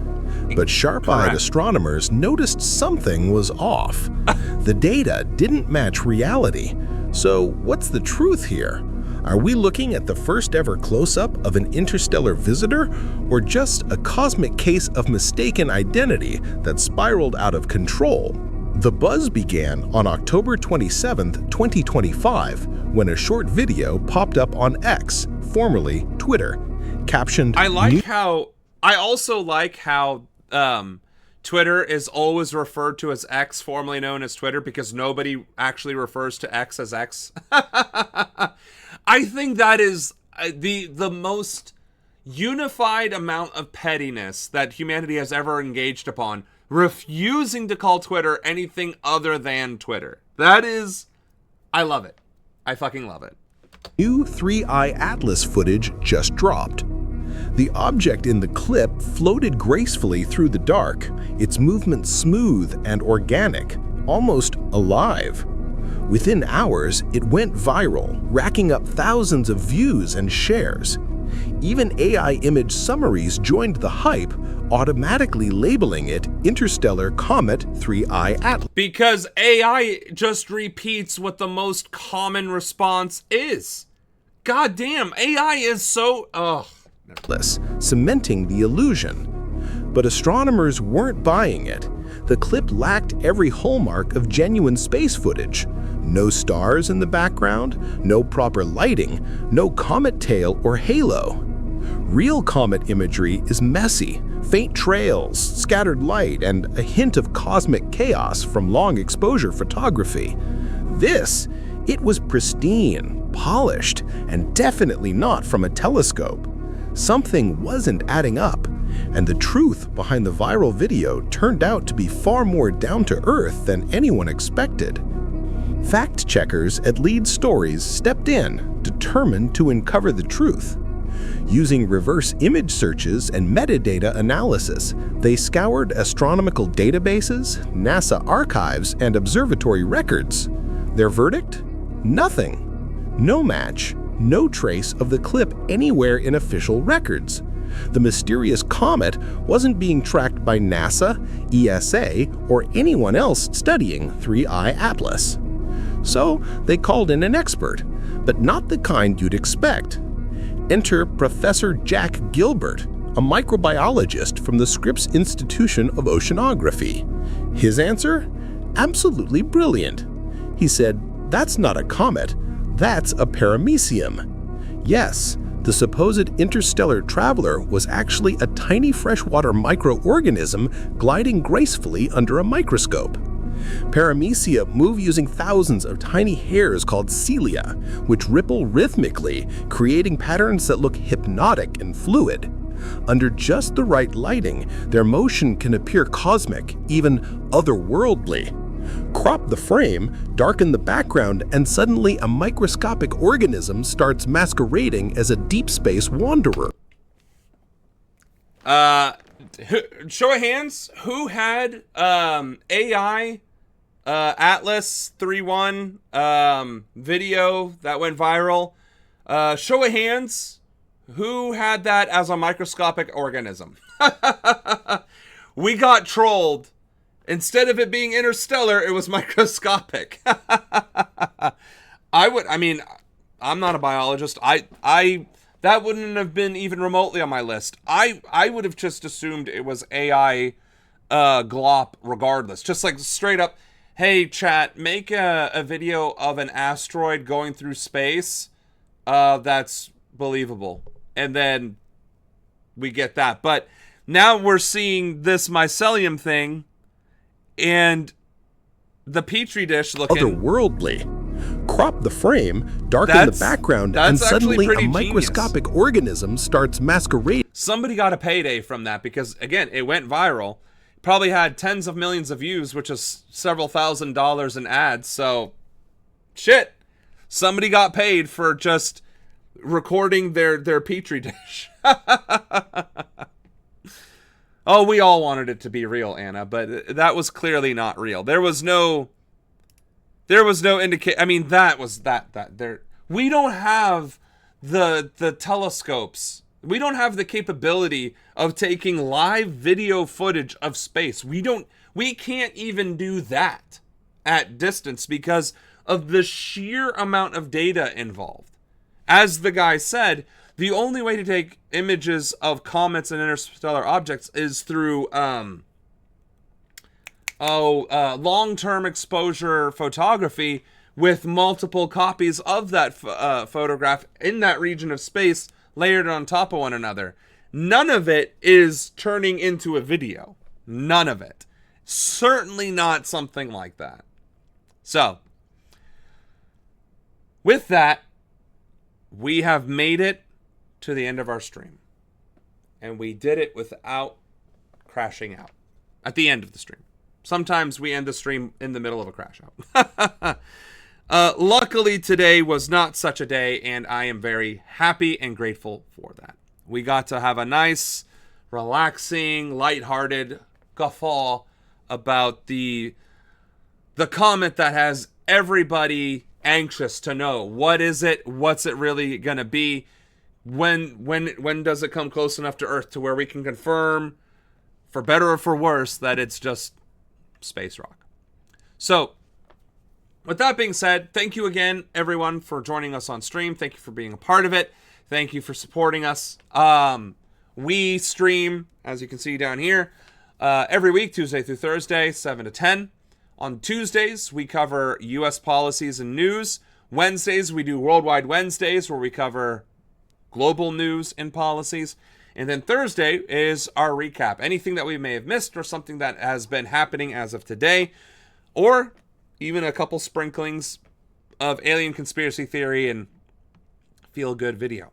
So, with that being said, have a great rest of your night. Have a great weekend. And I look forward to seeing you all on Tuesday. Your President, Samuel Ronan, out.